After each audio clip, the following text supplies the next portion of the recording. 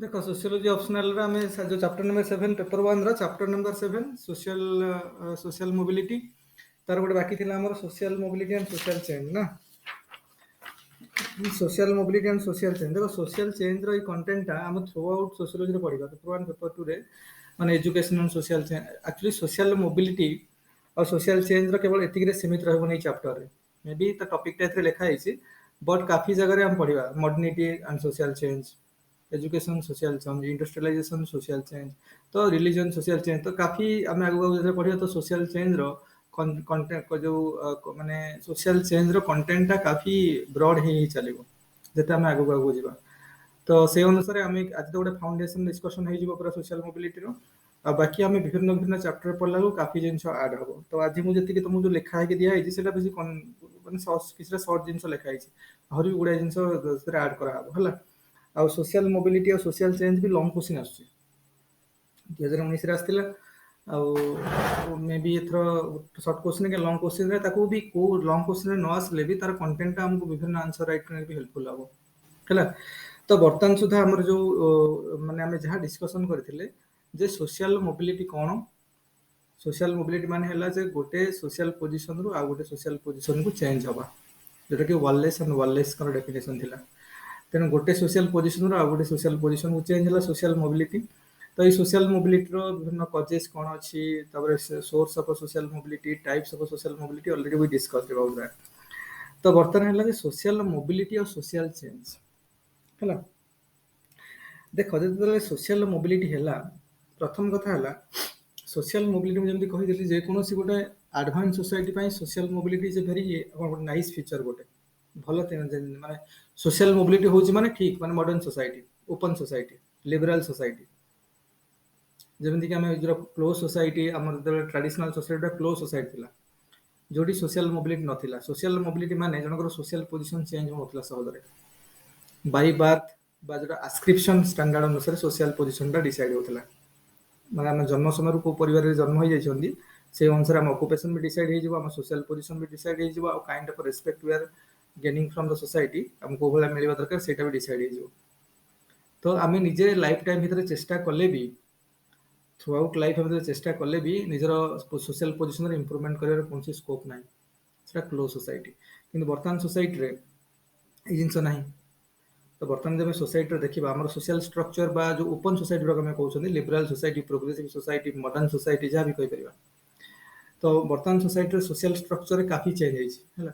एठी हमको जनकर social position को जने अचीवमेंट माध्यम रे लेबर माध्यम रे सक्सेस गेन करिकी आउ गोटे जगह रू गोटे सोशल पोजीशन रू अन्य गोटे सोशल पोजीशन को चेंज करि परबो ए रिलेटेड हम काफी जिंस गत क्लास रे डिस्कशन करथिले जेमिति कि गोटे स्टूडेंट त लाइफ टाइम भीतर चाहले आईएएस ऑफिसर बनी पारे चाहले बड़ बिजनेस पर्सन बा बिजनेसमैन बिजनेस वुमेन किसी भी बनी पारे किंबा चाहले तो माने कोन बड़ साइंटिस्ट भी बनी पारे किसी भी बनी पारे बड़ पॉलिटिशियन भी बनी पारे तो निजर अचीवमेंट टाइम बल रे जने किसी भी सोशल पोजीशन को चेंज कर परिबो से प्रकार स्कोप आ अपॉर्चुनिटी हम सोसाइटी रे अवेलेबल अछि सेति माइंड हम कहू ओपन सोसाइटी बा एटा को हम कहू प्रोग्रेसिव सोसाइटी मॉडर्न सोसाइटी तेणु सोशल मोबिलिटी ताମାନେ पॉसिबल होउचे तो कथा होउचे जे सोशल मोबिलिटी जो होउचे ताको हम जते सोशियोलॉजिकल व्यू पॉइंट रे डिस्कशन करिवा विभिन्न देखि करिकी देखो सोशल मोबिलिटी जे जते हबो हला हम जेमि कहले जे सोशल मोबिलिटी होची good for society any society रो सोशल मोबिलिटी रो जिंस देखा दोउची लोक मानकर सोशल पोजीशन चेंज कर पाउछन से माने तो that is a good thing for the society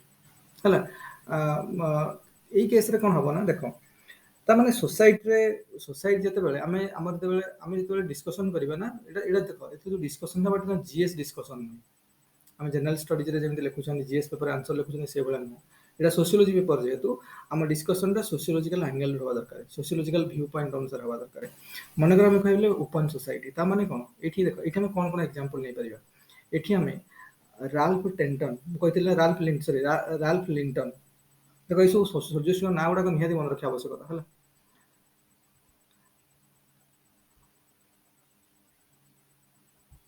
देखो राल्फ लिंटन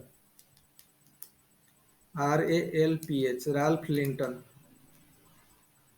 लिंटन कर कौन आस्क्रिप्शन ascription ascription versus achievement ये चालू नहीं है कौन करबा SCHIEVEMENT achievement है राल्फ लिंटन करो से भलिया हमर कोन फेर्डिनांड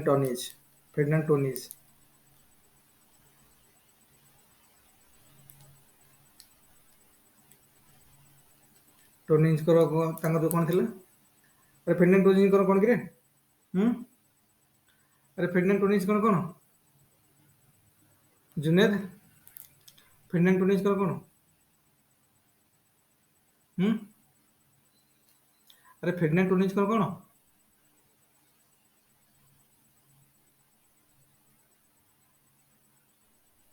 फेर्डिनांड टोनिज करो कोन ascription versus achievement रो त सिमिलर कांसेप्ट फेर्डिनांड टोनिज कोन कहि देले सुबह जाउनी के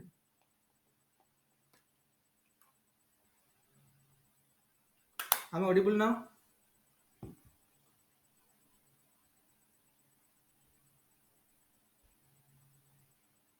Yes, sir.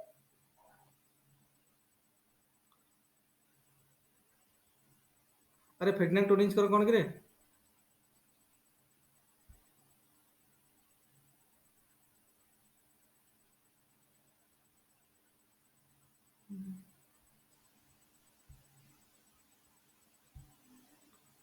केही बोधे मते लागुछ हम कोनटा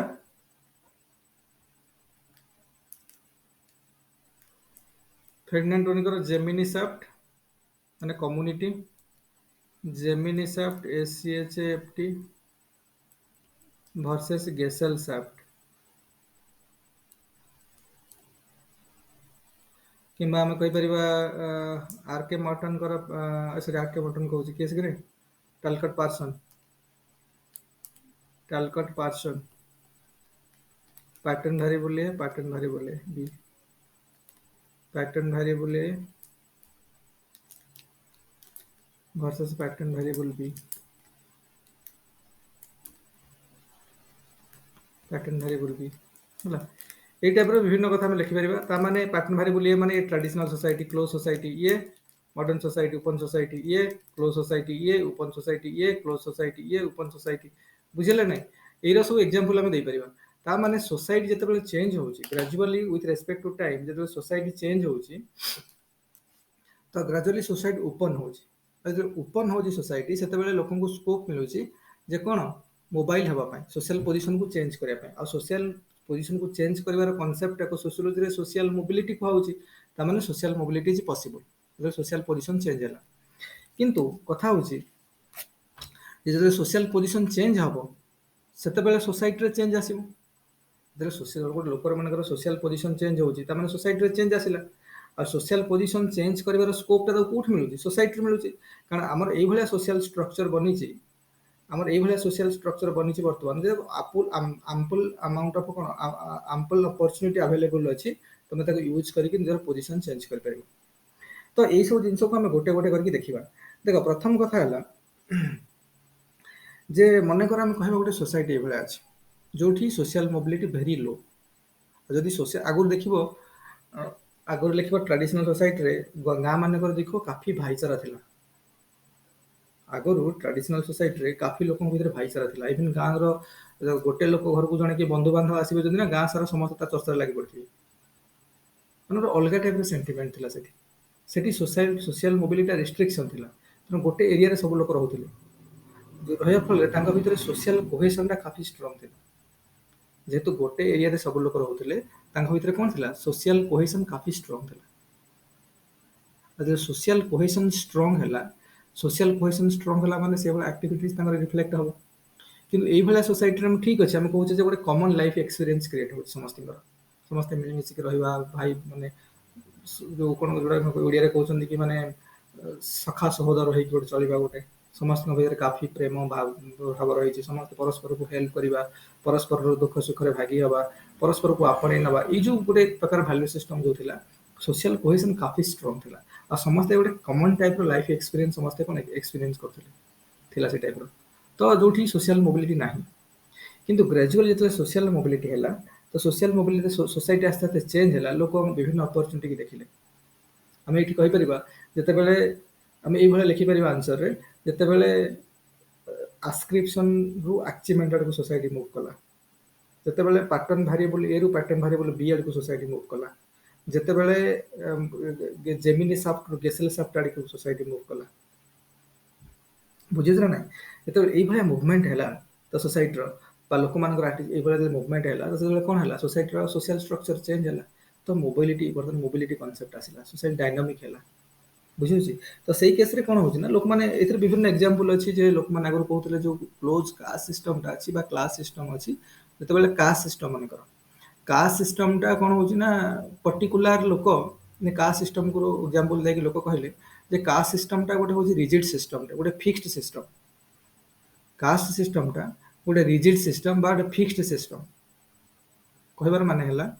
1 ମିନିଟ ଇଏ କୁଆଡ଼େ ପଳେଇଗଲେ କି ଗୋଟେ ମିନିଟ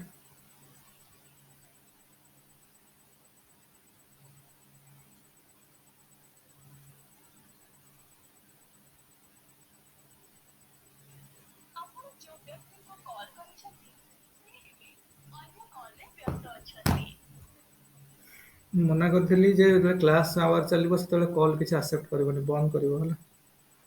ନହେଲେ କମ୍ପ୍ୟୁଟରରେ କନେକ୍ଟ ହବ ତ ମୋବାଇଲରେ କଲ୍ ଫଲ୍ ଆସିଲେ ଜାଣି ହବ ହଉ ଠିକ୍ ଅଛି ତ କ'ଣ କହୁଥିଲି ନା ଯେତେବେଳେ ମନେକର ହଁ ସେ କହିଲେ କାଷ୍ଟ ସିଷ୍ଟମଟା ଏବେ ଆମେ ଯେତେବେଳେ ପେପର ଟୁ ପଢ଼ିବା ସେତେବେଳେ ଆଉ ଥରେ ଡିସ୍କସନ୍ କରିବା କାଷ୍ଟ ସିଷ୍ଟମଟା ହେଉଛି କ'ଣ ଗୋଟେ ନା ରିଜିଡ୍ ସିଷ୍ଟମ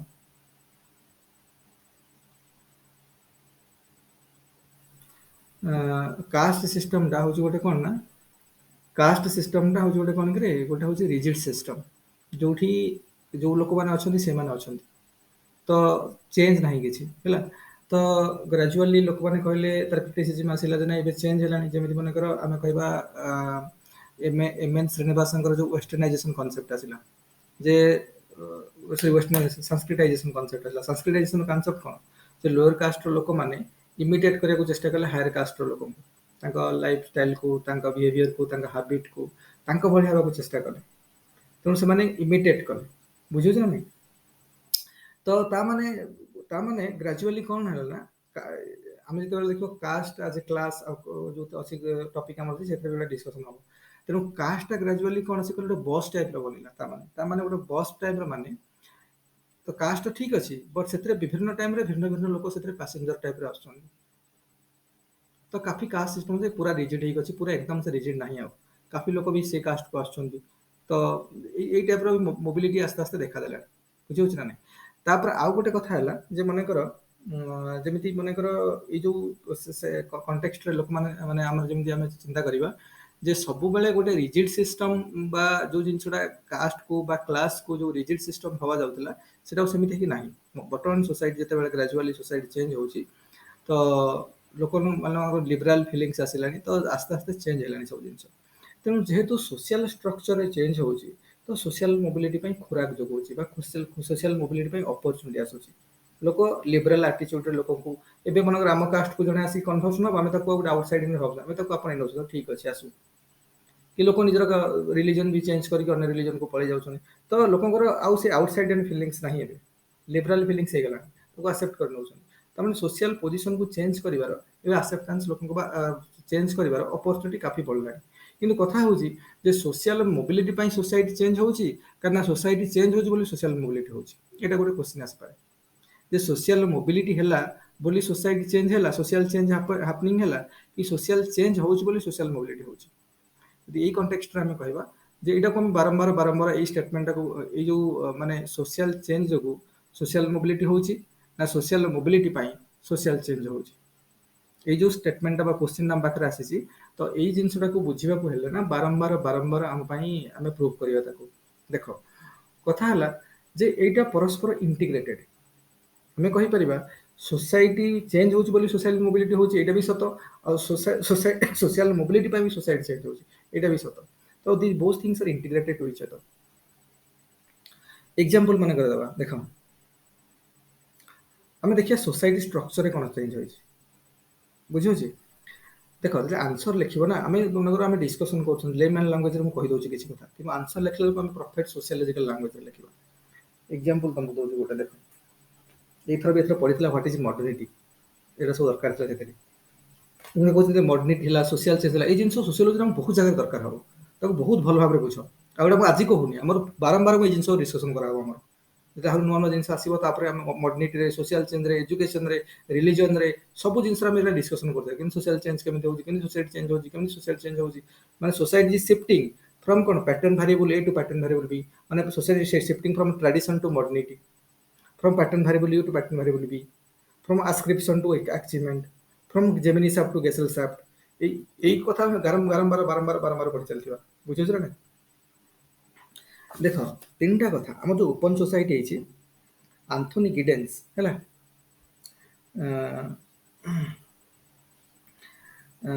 କହିଲେ ଯେ ଯୋଉ ସୋସାଇଟି ବର୍ତ୍ତମାନ ଯୋଉ ମଡର୍ଣ୍ଣ ସୋସାଇଟି বা ବର୍ତ୍ତମାନ ଯୋଉ ଓପନ ସୋସାଇଟି ଯୋଉଟା ଆମେ କହୁଛେ ଗୋଟେ ହଉଛି କ୍ଲୋଜ ସୋସାଇଟି ଗୋଟେ ଓପନ ସୋସାଇଟି ବର୍ତ୍ତମାନ ଓପନ ସୋସାଇଟି ସେ ଓପନ ସୋସାଇଟିରେ ଯୋଉ ମଡର୍ନିକ ଦେଖା ଦେଇଛି ନା ଦ୍ୟାଟ ଇଜ କାଇଣ୍ଡ ଜୁଗରନଟ୍ ବା ଯୋଉ ଆମେ କହିବା ଗୋଟେ ଗୋଟେ ବସ୍ ଟାଇପର ଯୋଉଥିରେ କାଫି ଲୋକ ବିଭିନ୍ନ ଟାଇମରେ ଭିନ୍ନ ସେଇଟା ବି ସୁମେଶ୍ୱର ବି ସେ କଥା କହିଥିଲେ ଯେ ବିଭିନ୍ନ ଟାଇମରେ ବିଭିନ୍ନ ଲୋକ ଆସୁଛନ୍ତି। ସେ କହିଲେ ଯୋଉ ଏଇଟା ହଉଛି କଣ ପାଇଁ ହଉଛି ଦେଖ ଏଇଟା କଣ ପାଇଁ ହଉଛି ନା ଏଇ ସୋସିଆଲ ଷ୍ଟ୍ରକ୍ଚର ବର୍ତ୍ତମାନ ଏଇଭଳିଆ ହେଇଛି ତାକୁ ଆନାଲିସିସ୍ କରିକି ସେ କହିଲେ ଯେ ଏଇ ଯୋଉ ଡାଇନାମିଜିମଟା ଆସିଛି ବର୍ତ୍ତମାନ ସୋସିଆଲ ଷ୍ଟ୍ରକ୍ଚରରେ বা ଓପନ ସୋସାଇଟି ସୋସିଆଲ ଷ୍ଟ୍ରକ୍ଚର ଯୋଉ ଡାଇନାମିଜିମଟା ଆସିଛି ବର୍ତ୍ତମାନ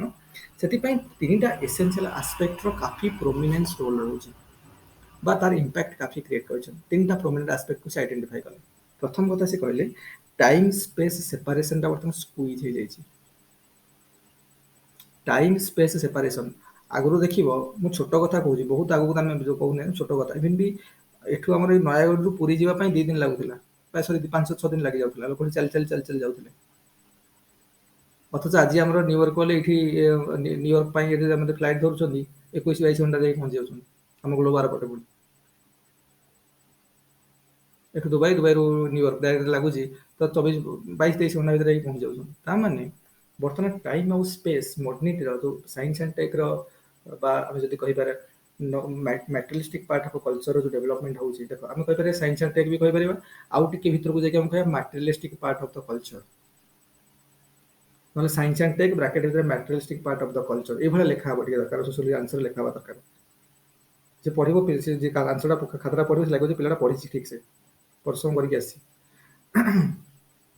ତେଣୁ ଯେତେବେଳେ ସାଇନ୍ସ ଆଣ୍ଡ ଟେକ୍ ଆମର ଦିନକୁ ଦିନ ବା ତା ମ୍ୟାଟେରିଆଲିଷ୍ଟିକ ପାର୍ଟ ଅଫ କଲଚର ଆମେ ଯେତେବେଳେ କ'ଣ ଡେଭଲପ ହେଇଚାଲିଛି ଦିନକୁ ଦିନ ଟେକ୍ନୋଲୋଜି କାଫି ଡେଭଲପ ହେଉଛି ତ it has squeezed the time and space ସେପାରେସନକୁ ସ୍କୁଇଜ୍ କରିଦେଇଛି ଯାହାଫଳରେ କି ସୋସିଆଲ ମୋବିଲିଟିକୁ ବହୁତ ମୋମେଣ୍ଟମ ମିଳୁଛି ସୋସିଆଲ ମୋବିଲିଟି ଇଜି ହେଇଯାଇଛି। ତାମାନେ ଏଇ ଯୋଉ ସୋସିଆଲ ଚେଞ୍ଜଟା ହେଲା ଏଇଟା ଗୋଟେ ସୋସିଆଲ ମୋବିଲିଟିକୁ ମୋମେଣ୍ଟମ ଦଉଛି କାରଣ ଆଜି ଦେଖିବ ଆଜି ଆମେ ଏଠି ବି ଯାଇକି ୟୁଏସରେ ଚାକିରି କରୁଛନ୍ତି ଏଠିର ଆମ ପିଲା ଆଜି ୟୁଏସରେ ଆଜି କୋଉଠି ଚାକିରି କରୁନାହିଁ ଇଣ୍ଡିଆର ଆମ କଣ୍ଟ୍ରିର ଲୋକମାନେ ଆଜି ସବୁ ୟୁରୋପରେ ୟୁନାଇଟେଡ ଷ୍ଟେଟ୍ସରେ ଆଫ୍ରିକାରେ କୋଉ କଣ୍ଟ୍ରିରେ ନାହାନ୍ତି ମିଡିଲ ଇଷ୍ଟରେ ଚାରିଆଡ଼େ ଅଛନ୍ତି। ତ ଏଇଟା କାହିଁକି ହେଇଛି because of the squeeze because time and space squeeze ହେଇଯାଇଛି ବର୍ତ୍ତମାନ ଏଇ ଯୋଉ ସୋସିଆଲ ଷ୍ଟ୍ରକ୍ଚର ଚେଞ୍ଜ ଆସିଲା ଟାଇମ ଆଉ ସ୍ପେସ ଯୋଉ ସ୍କୁଇଜ ହେଲା ଏଥିପାଇଁ ଆମକୁ କ'ଣ ହେଲା ସୋସିଆଲ ମୋବିଲିଟି ପାଇଁ ଖୋରାକ ଯୋଗାଇଲା। ଦେଖ ଏଗୁଡାକ ବହୁତ ଭଲ ଭାବରେ ପଢ ଲାଷ୍ଟ ବାରମ୍ବାର ପଢି ପଢି ଆମର ବହୁତ ବଢିଆ ଆନ୍ସର ବନିବ ଲାଷ୍ଟକୁ ହେଲା। ତାପରେ ଆଉ ଗୋଟେ କଥା ସେ କହିଲେ ଯେ ଆଉ ଗୋଟେ କ'ଣ ହେଇପାରେ ଆଉ ଗୋଟେ ହଉଛି ସେ କହିଲେ ଯେ ଡିସ୍ ଏମ୍ବେଡିଂ ସୋସିଆଲ ସିଷ୍ଟମ ଆମ ଯୋଉ ସୋସିଆଲ ସିଷ୍ଟମ ଆଗରୁ ଯାହା ଥିଲା ଚେଞ୍ଜ ହଉଛି ବର୍ତ୍ତମାନ ଯେମିତି ପ୍ୟାଟର୍ନ ଭାରିଏବଲ ଏ ରୁ ପ୍ୟାଟର୍ନ ଭାରିଏବଲ ବି ଯୋଉ କଥା କହିଲି ଆସ୍କ୍ରିପସନରୁ ଆଚିଭମେଣ୍ଟ ଯୋଉ ଏଭଳିଆ ଯୋଉ ସିଫ୍ଟିଂଟା ହେଲା ତା ମାନେ ବର୍ତ୍ତମାନ କ'ଣ ହଉଛି ନା ଡିସ୍ ଏମ୍ବେଡିଂ ମୁଁ ଏଇଟା ଲେଖି ଦଉଛି ନହେଲେ ତିନିଟା ପଏଣ୍ଟ ଲେଖ ଭେରି ଭେରି ଇମ୍ପୋର୍ଟାଣ୍ଟ। ପ୍ରଥମ ପଏଣ୍ଟ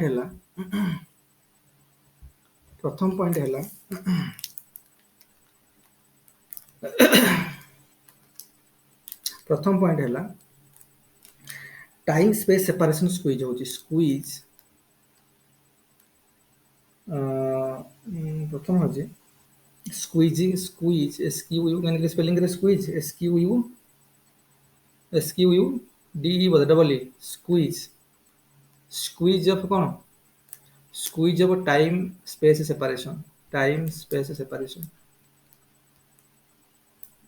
ସେପାରେସନ ଏ ପ୍ରଥମ କଥା ଗଲା ଗୋଟେ। ସେକେଣ୍ଡ ହେଲା disembedding social system dish ଏମ୍ବେଡିଂ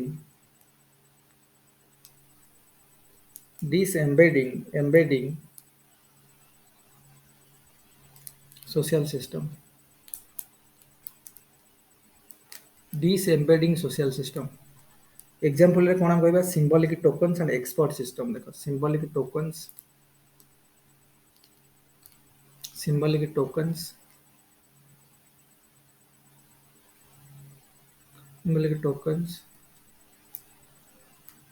and expert system एटा हे पारे केमदी देखम कहूजी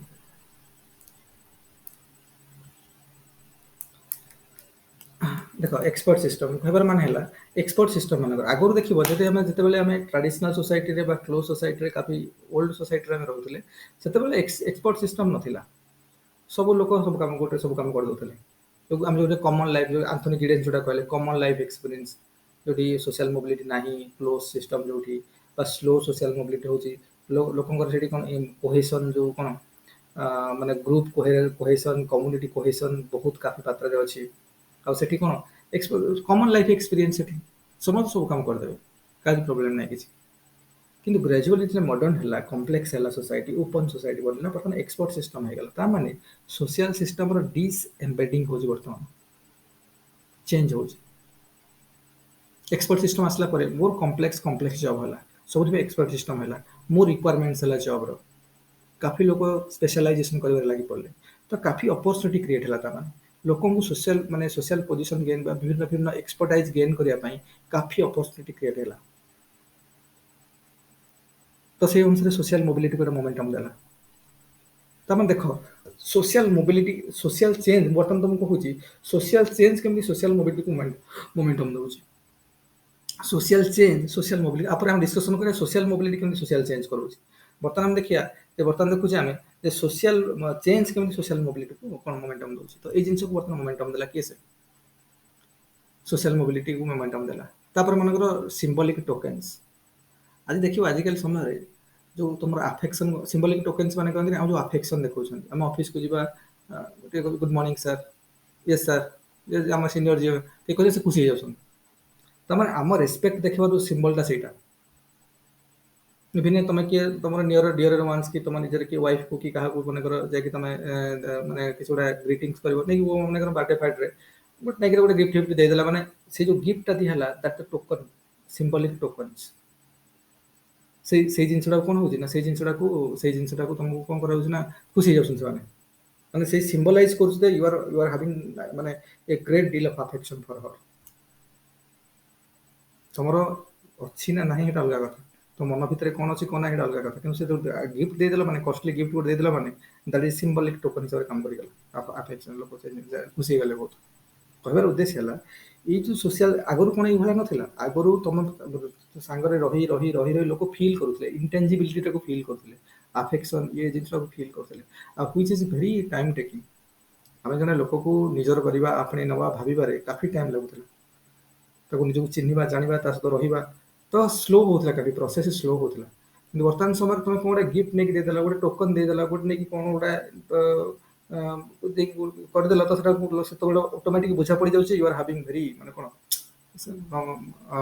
तुम अफेक्शन अच्छी तुम से जिन प्रति काफी लगाव अच्छी लोक बुझी जाऊँ खुशी हो जाऊँ तुम जिते भल एम्प्लॉई था तुम बस जीव तुम गुड मॉर्निंग गुड इवनिंग न कर खराब लगे आ तुम किसी न जान कर खुशी से मन तो कहबार उद्देश्य है काफी सोशल थिंकिंग लेवल भी लोक काफी चेंज आसला आई जो इजी हो जाए प्रोसेसटा तो यहाँ को भी कौन हो जिनस को मोमेंटम दौर अधिक जिन मोबाइल हबारे एत रिजिडिटी ना जिनस हबारे मोबाइल मोबाइल तो माने dish embedding social system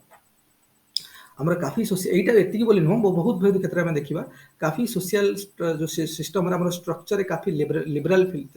feelings आसला बा लिबरल अप्रोच बा लिबरल एटीट्यूड काफी डेवलप कला जिनस को हम इजिली नहीं जाउछ हाँ कहीदेला एत रिजिडिटी ना बर्तमान तो यहाँ हवा फल कौन मोमेंटम को मोबिलिटी को मोमेंटम दौर यहाँ हवा द्वारा मोबिलिटी को काफी मोमेंटम दौर आगुरी जमी मन कहते झील पुआ सांग होगी पढ़ी पारे भी जो अफगानिस्तान है तो जानते अफगानिस्तान जो इन को तालिबान मान जो आसला माने ये ने हैंडओवर माने हैंडओवर तो नुह कौन जो कौन कौन टर्म हम से माने जो ऑक्युपाई करने बर्तमान बलपूर्वक तो जो ट्रांसफर है पावर बर्तमान तो से कहते माने झील पुआ सांग होगी पढ़े କଣ ଏଇଟା କି ରିଜିଡିଟି କେତେ ରିଜିଡିଟି କଣ ବର୍ତ୍ତମାନ ଆମେ ଝିଅ ପୁଅ ସାଙ୍ଗ ହେଇକି ପଢୁଛନ୍ତି ମାନେ ଆମେ କାଫି ଜିନିଷକୁ ଲିବରାଲ କରିଦେଲେ ତ ଏଇଟା ହବା ଦ୍ୱାରା ଆମ ୱିମେନ୍ ମାନଙ୍କୁ ଆମ ଗାର୍ଲସ ମାନଙ୍କୁ ପୁଅ ମାନଙ୍କ ସହିତ ବି ତ ମୋମେଣ୍ଟ ମାନେ ମୋବାଇଲ ହବାରେ ସୋସିଆଲ ପୋଜିସନ ଚେଞ୍ଜ କରିବାରେ ମାନେ ପୁରା ଯୋଗେଇଲା ମୋମେଣ୍ଟମ ଦେଲା ଇଜି କଲା ପ୍ରୋସେସକୁ ବୁଝୁଛ ନା ପ୍ରୋସେସ ଇଜି ହେଲା ବର୍ତ୍ତମାନ ଆଗ ପୁଅମାନଙ୍କୁ ତ ମିଳୁଥିଲା ବର୍ତ୍ତମାନ ଝିଅମାନଙ୍କୁ ବି ମିଳିଲା ଝିଅ ପାଇଁ ତ ଏଇ ସବୁ ଜିନିଷ ଆମର ଡିସଏମ୍ବେଡିଂ ସୋସିଆଲ ସିଷ୍ଟମ ବି ଗୋଟେ କଣ୍ଟେଣ୍ଟ ହେଇପାରେ ଗୋଟେ ପଏଣ୍ଟ ହେଇପାରେ ଆମ ସୋସିଆଲ ଷ୍ଟ୍ରକ୍ଚର ଚେଞ୍ଜ ଆସୁଛି ତ ମୋମେଣ୍ଟମ କରୁଛି ସୋସିଆଲ ମୋବାଇଲ ଚେଞ୍ଜ କରୁଛି ଆଉ ଗୋଟେ ହେଇଥାଇପାରେ ରିଫ୍ଲେକ୍ସିଭିଟି ରିଫ୍ଲେକ୍ସିଭିଟି ରିଫ୍ଲେକ୍ସିଭିଟି କଣ ଦେଖ ରିଫ୍ଲେକ୍ସିଭିଟି ହେଲା ଯୋଉଟାକୁ ଆମେ କହୁଛେ ଏପିଷ୍ଟମୋଲୋଜିରେ ବା ଜ୍ଞାନବାଦରେ ଆମେ ଯୋଉଟା କହୁଛନ୍ତି କଜ୍ ଇଫେକ୍ଟ ରିଲେସନସିପ୍ ଆଜିକାଲି ସମୟରେ କଣ ନା ଆମେ ସବୁ ଜିନିଷକୁ ଆନାଲିଟିକ ୱେରେ ନେଉଛନ୍ତି କଜ୍ ଇଫେକ୍ଟ ଆନାଲିସିସ୍ କରିକି ଆକ୍ସେପ୍ଟ କରୁଛନ୍ତି ବ୍ଲାଇଣ୍ଡଲି କୌଣସି ଜିନିଷ ଆକ୍ସେପ୍ଟ କରୁନାହାନ୍ତି ମାନେ ଗୋଟେ ଲଜିକାଲ ଥିଙ୍କିଙ୍ଗ ଆସିଲାଣି ଆମ ମନରେ ଆଗରୁ ଯେମିତି କିଏ କଣ କହିଲା ଆମେ ଅନ୍ଧବିଶ୍ୱାସରେ ବିଲିଭ କରି ଯାଉଥିଲେ ଇଏ ହଉଥିଲା ସିଏ ହଉଥିଲା ସେ ଜିନିଷ ଆଜିକାଲି ନାହିଁ ତ ସୋସାଇଟିର ଯେହେତୁ ରିଫ୍ଲେକ୍ସିଭିଟି ଆସିଲାଣି ସୋସାଇଟିରେ ଯେହେତୁ କଜ୍ ଇଫେକ୍ଟ ଆନାଲିସିସ୍ ଟାଇପର ଆନାଲିଟିକାଲ ୱେରେ ଆନାଲିଟିକ ସ୍କିଲ୍ ଲୋକଙ୍କର ଡେଭଲପ କଲାଣି ତ ଏଇଟା ହେବା ଦ୍ୱାରା କଣ ହଉଛି ନା ଲୋକମାନେ ମୋର କଣ ହଉଛନ୍ତି ନା ପ୍ରାଗ୍ମାଟିକ ବନୁଛନ୍ତି ବୁଝୁଛ ନା ଦେଖିବ ଗୋଟେ କଥା ତମକୁ ଏକ୍ଜାମ୍ପଲ ଦେବି ଯଦି ଆଜିକୁ 20 ବର୍ଷ ପୂର୍ବରୁ ସୁପ୍ରିମକୋର୍ଟଙ୍କର ରାୟ ଆସିଥାନ୍ତା ବା ରୁଲିଂସ ଆସିଥାନ୍ତା ଯେ ଅଯୋଧ୍ୟାରେ ରାମ ମନ୍ଦିର ହବ ହଣା କଟା ହେଇଯାଇଥାନ୍ତା ସେଇଠି ଲାଶ ଗଡିଥାନ୍ତା କିନ୍ତୁ ବର୍ତ୍ତମାନ ହେଲାନି 2022ରେ ବର୍ତ୍ତମାନ ସମୟରେ ଆମର ହଉନି କଣ ପାଇଁ ଏଇ ଜିନିଷଟା କାହିଁ ଘଟିଲାନି ନା ଲୋକମାନେ ବହୁତ ପ୍ରାଗ୍ମାଟିକ ହେଇଗଲେଣି ବହୁତ ରିଫ୍ଲେକ୍ସିଭିଟି ସୋସାଇଟିରେ ଆସିଗଲାଣି ଲୋକ ଦେଖୁଛନ୍ତି କରିକି କଣ ଲାଭ ଅଛି କାଫି ଲିବରାଲ ଆପ୍ରୋଚ ଆସିଗଲାଣି ଥିଙ୍କିଂରେ ଆମର ସେ ରିଜିଡିଟି ନାହିଁ ତ ଏଇଟା ହବା ଦ୍ୱାରା କଣ ହଉଛି ନା କାଫି ପ୍ରୋଗ୍ରେସ ହଉଛି ସୋସାଇଟିରେ ସୋସାଇଟି ପ୍ରୋଗ୍ରେସିଭ ବନୁଛି ତ ଅପରଚୁନିଟି କ୍ରିଏଟ ହଉଛି ଯେତେବେଳେ ଅପରଚୁନିଟି କ୍ରିଏଟ ହବ ମନେକର ରାମ ମନ୍ଦିର ମନେକର ହେଲା ବର୍ତ୍ତମାନ କନଷ୍ଟ୍ରକ୍ସନ ହବ ତ ଲୋକଙ୍କୁ ଅପରଚୁନିଟି ମିଳିଲା ରୋଜଗାର ମିଳିଲା काफी काफी इकोनॉमिक एक्टिविटीज है बर्तमान काफी लोक रिलीजियस फिलिंग्स तो बेटर बनला तो किसी लोक है माने हाँ सेठी आम जो कन्फ्लिक्ट थिला जे सेठी मुस्लिम मानकर कंस्ट्रक्शन थिला हिंदू मानकर भी कंस्ट्रक्शन जो अछि जो कन्फ्लिक्ट हेतिला गोटे माने डेडलॉक हेक रहि जायतिला पोजीशन किंतु गोटे प्रोग्रेसिव हला पर किछि भी हला आइदर सेपटे हो बा आइदर एपटे हो जो डिसीजन हला फल सोसाइटी प्रोग्रेस कला मोमेंटम को आसिला किछि एक्टिविटीज हला इकोनॉमिक एक्टिविटीज हला बर्तमान लोक किसी एम्प्लॉयमेंट पाइले रोजगार जो क्रिएट है तार society dynamism आसूची society dynamism आसिले mobility आसीबो आ मोबिलिटी है माने लोक अपॉर्चुनिटी मिले सोशल पोजिशन चेंज हम तो कहबार उद्देश्य है एगुड़ा सब लिखा कथा परीक्षा जो पढ़ला ना ये लिखा ये लिखिले देखा केमी आसबनी मार्क देख कथा है जे आमको यही जो सोशल स्ट्रक्चर मुझे डिस्कसन कली काफी अलग बहुत जिन भी अच्छी आम किसी जिन डिस्कसन कले मुझे कहबार उद्देश्य है जे सोशल स्ट्रक्चर आमर किसी ना किसी सोशल स्ट्रक्चर आमर किसी ना किसी चेंज हो सोसाइटल स्ट्रक्चर ये जो चेंज है फल मोबिलिटी मिलूँ लोक मोबाइल हेले तो आम बर्तमान आर सेकेंड पार्ट डिस्कसन करवा कौन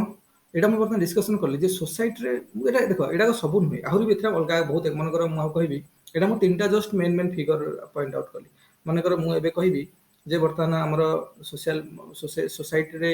जो चेंजेस आसूसी खाली एति सोशल स्ट्रक्चर आहरी गुड़े जो सोसाइटी स्ट्रक्चर बनी से अनुसार आमको आहरी खुराक जगुची जमी ये 3टा गोटे मेन मेन पॉइंट करके 3टा कही टाइम स्पेस स्क्वीज हो जाऊँगी डिसएम्बेडिंग सिस्टम सोशल सिस्टम है आ गोटे है रिफ्लेक्सिविटी ये 3टा कथा कहली आम मनकर कहवा जे बर्तमान सोसाइटी रे कौन है जहाँ भी कहवा आंग भितर थी ना कौटे गोटे आर गोटे सब पार्ट हो मनकर मुझे कहबी लोकंर काफी प्रोग्रेसिव माइंडसेट आसलानी that is again reflexivity that is again कौन प्राग्मेटिक एटीट्यूड जो रिफ्लेक्सिविटी पलि आसला जदि मनकर कह बर्तमान सोसाइटी रे लोकंर आमर कौन हो आमर ये केस तुम कहि जे बर्तमान सोशल सिस्टम आउ कि सोशल सिस्टम आउ कल्चरल सिस्टम भितर जो गैप रोला आगे जोटा कि जो कन्फ्लिक्ट होता ग्रेजुअली से कन्फ्लिक्ट काफी मिनिमाइज है काफी कोहेरेन्स आसला केमिति मनकर मुझे जमी आम कहवा जे आगरू काफी जिन सोशल सिस्टम माने कौन आमर जहाँ सब आम सोशल सिस्टम माने कौन जे देख मुझे भल भाव शुण जो माने थ्योरी मु कहि जो माने थिंकर्स पढ़ी न भलरे थिंकर्स को बहुत भल पढ़िया दरकार नले सोशियोलॉजी एनालिसिस रे बहुत भूल हबो देखो मुझे जमी कहबी जे सोशल सिस्टम माने ता माने इंस्ट्रूमेंटल एक्शन को इंस्टीट्यूशनलाइज करा हिची सेटा कोन कहै सोशल सिस्टम के कालकट पासन को मन पकाओ जेते गोटे इंस्ट्रूमेंटल एक्शन को आमे कौन कले जो इंस्ट्रूमेंटल एक्शन को आमे इंस्टीट्यूशनलाइज कले that is getting established as a social system जमिति कि आमे कहि परिबा हमर कोन सुप्रीम कोर्ट हला हाई कोर्ट हला कोन यूनिवर्सिटी हला पार्लियामेंट हला जहां भी सो सोशल सिस्टम रो पार्ट तेनो सोशल सिस्टम जेते गोटे कथा कहूची जेते कल्चरल सिस्टम रो कोन होतला कि कल्चरल सिस्टम तो हमर कारण कल्चरल सिस्टम एते प्रोग्रेसिव नथिला हमर जो age old faith system value system religion एगुडा सब ताको कोन ता भितर खाई सृष्टि होतला माने कोहेरेंस रहउनथिला किंतु वर्तमान सोशल स्ट्रक्चर चेंज होला फल रे जिंस रे कोहेरेंस आसला जिनस भितर कोन एई जो जिनस भितर काफी कोन मिनिमाइज हलानी गैप जो क्रिएट होतला ए गैपटा काफी मिनिमाइज हलानी तो एटा मिनिमाइज हला फल रे वर्तमान पर्सनालिटी सिस्टम माने प्रति इंडिविजुअल पर्सनालिटी सिस्टम को वर्तमान कोन होचे इजी फील होचे वर्तमान स्ट्रेस ना इजी हो जिनस को एक्सेप्ट करिबा कारण सोशल सिस्टम और कल्चरल सिस्टम वर्तमान कोहेरेंस रासी गलानी ता माने एटा डिसएम्बेडिंग सोशल जो कथा कहूँ मुझे कथा कहूँ डिसएम्बेडिंग सोशल स्ट्रक्चर जो सोशल सिस्टम जो कहूँ तेणु ये जिनस को बुझेबा ना सोशियोलॉजिकल एंगल काफी मन मुझे कहबी अकबर्न थ्योरी अकबर्न थ्योरी को लिखिक देवी डबल एफ अकबर्न थ्योरी मन कर जो कहली नॉन मेटलिस्टिक पार्ट और मेटलिस्टिक पार्ट तो जिते साइंस एंड टेक एडवांस करगले भी हमर that the मेटलिस्टिक part of culture advance कर जो रेट रे जो फास्टर रेट रे एडवांस होची हम जो कल्चर पार्टटा बा जोटा को नॉन मेटलिस्टिक पार्ट ऑफ कल्चर जोटा कि ट्रेडिशन वैल्यूज रिलीजन हमर जो नॉर्म ए जो जिंस सब अछि एगुडा से रेट रे चेंज हो नथिला आगर केते बेले ट्रेडिशनल सोसाइटी रे पैटर्न भारी बोले बेले को आस्क्रिप्शन सोसाइटी रे बुझियो न कि जेमिनी साफ्ट रे किंतु वर्तमान ग्रेजुअली जेते सोसाइटी मॉडर्निटी एड गला ओपन सोसाइटी एड गला वर्तमान जिंस काफी लिबरल वे रे चेंज होछि तेणु आंक भीतर जो कल्चरल लैगटा होतला बोली के डबल एफ अकबर्न कहउतले that lag is getting minimized now आदरे एटा रे मिनिमम होछि सोसाइटी भलो होछि वर्तमान कोन होछि ना एटा हबा फल डेवलपमेंट एक्टिविटीज को वर्तमान मोमेंटम मिलुछि त्वरान्वित होछि डेवलपमेंट एक्टिविटीज उडा एगेनटा कोन डिसएम्बेडिंग सोशल सिस्टम तो आपको हमें बहुत भल भाव बुझे एंगल देखिए सोशियोलॉजिकल एंगल देखिए बुझे ना आम देखिए जे केमिति मोबिलिटी होछि सोशल चेंज केमिति होछि तार वर्तमान जो हम देखिले जे सोसाइटल स्ट्रक्चर रे काफी चेंज होला फल रे it is providing momentum to the social mobility ता माने social mobility is a product of social change social mobility is a product of social change वर्तमान देखिबा how social mobility initiate social change से गोटे तुम पढ़ी देख देख गोटे बही लिखिले किए से योगेंद्र सिंह देखो एगुड़ा मुझे लिखिकी तुमको दे पारे कारण लिखा टाइम होनी तो ये शुणी दे था रेकर्डिंग भी होती से भूली गले आउ थे शुणीदेव आर परीक्षा पकेला बेलू डिस्कसन कर लिख सब एगुड़ा सब लिखिकी नदेले हेनी एगुड़ा जिन दरकार परीक्षा खातर आमको यू जिन दरकार योगेंद्र सिंह गोटे बही लिखिले ना हूँ social stratification and change in India मतलब इंडिया एग्जांपल आम दबा देपर ना जेकोसी पेपर ना इंडिया एग्जाम ले हम किसी कथा खराब नहीं योगेंद्र सिंह जान आम दिल्ली यूनिवर्सिटी प्रोफेसर थे सोशियोलॉजी तो काफी रिन्यूड पर्सन आम इंडियन सोशियोलॉजिस्ट काफी सम्मान अच्छी और कथा बहुत आम पेपर टू पढ़ा तेणु योगेंद्र सिंह गोटे बही लिखिले सोशल स्ट्राटिफिकेशन और change in India Yogendra Singh गोटे बही लिखिले ना हूँ सोशल स्ट्राटिफिकेशन और चेंज इन इंडिया से जो आर्गुमेंट कले जो आर्गुमेंट कौन कले देखो ये बढ़िया इंपोर्टाट देखो ये आर्गुमेंट शुण सी आर्गुमेंट कले जे जो सोशल मुवमेंट होची बर्तमान पढ़ुन how social mobility initiate social change बर्तमान यहाँ हम डिस्कसन कर कहले जो सोशल मुवमेंट होची से कहले दी प्रकार हो पारे ये बही ना हूँ कौन सोशल स्ट्राटिफिकेशन और चेंज इन इंडिया से लिखिले जो सोशल मुवमेंट हो सोशल जो मोबिलिटी होची दी प्रकार हो पारे कौन गोटार ना घासी देले इंटीग्रेटिव ओरिएंटेशन लिखुची देखो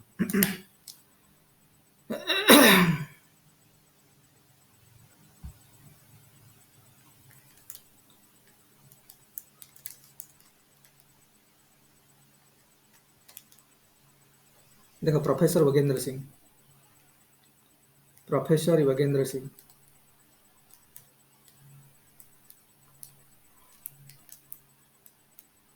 बही ना कौन बही ना हूँ social stratification change in India social stratification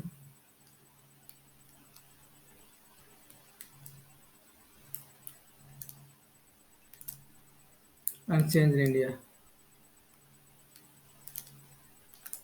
social stratification and change in India तां बहिना एथिरे से कोन लिखिले एथिरे से लिखिले जो सोशल मोबिलिटी होची बा सोशल मूवमेंट होची दी प्रकार सोशल मोबिलिटी कथा से कहले बा सोशल मूवमेंट जो होची एठी दी प्रकार होची कोन एठी गोटे होची कोन से कहले एठी गोटे होची कोन से कहले गोटे होची इंटीग्रेटिव ओरिएंटेशन हला गोटे होची integrative orientation integrative integrative spelling ठीक है रे इंटी इंटी इंटे ना इंटी इंटे बोधा एटा integrative INT integrative GRATIV integrative orientation आ गोटे कोन आ गोटे हला अलिनिएटिंग ओरिएंटेशन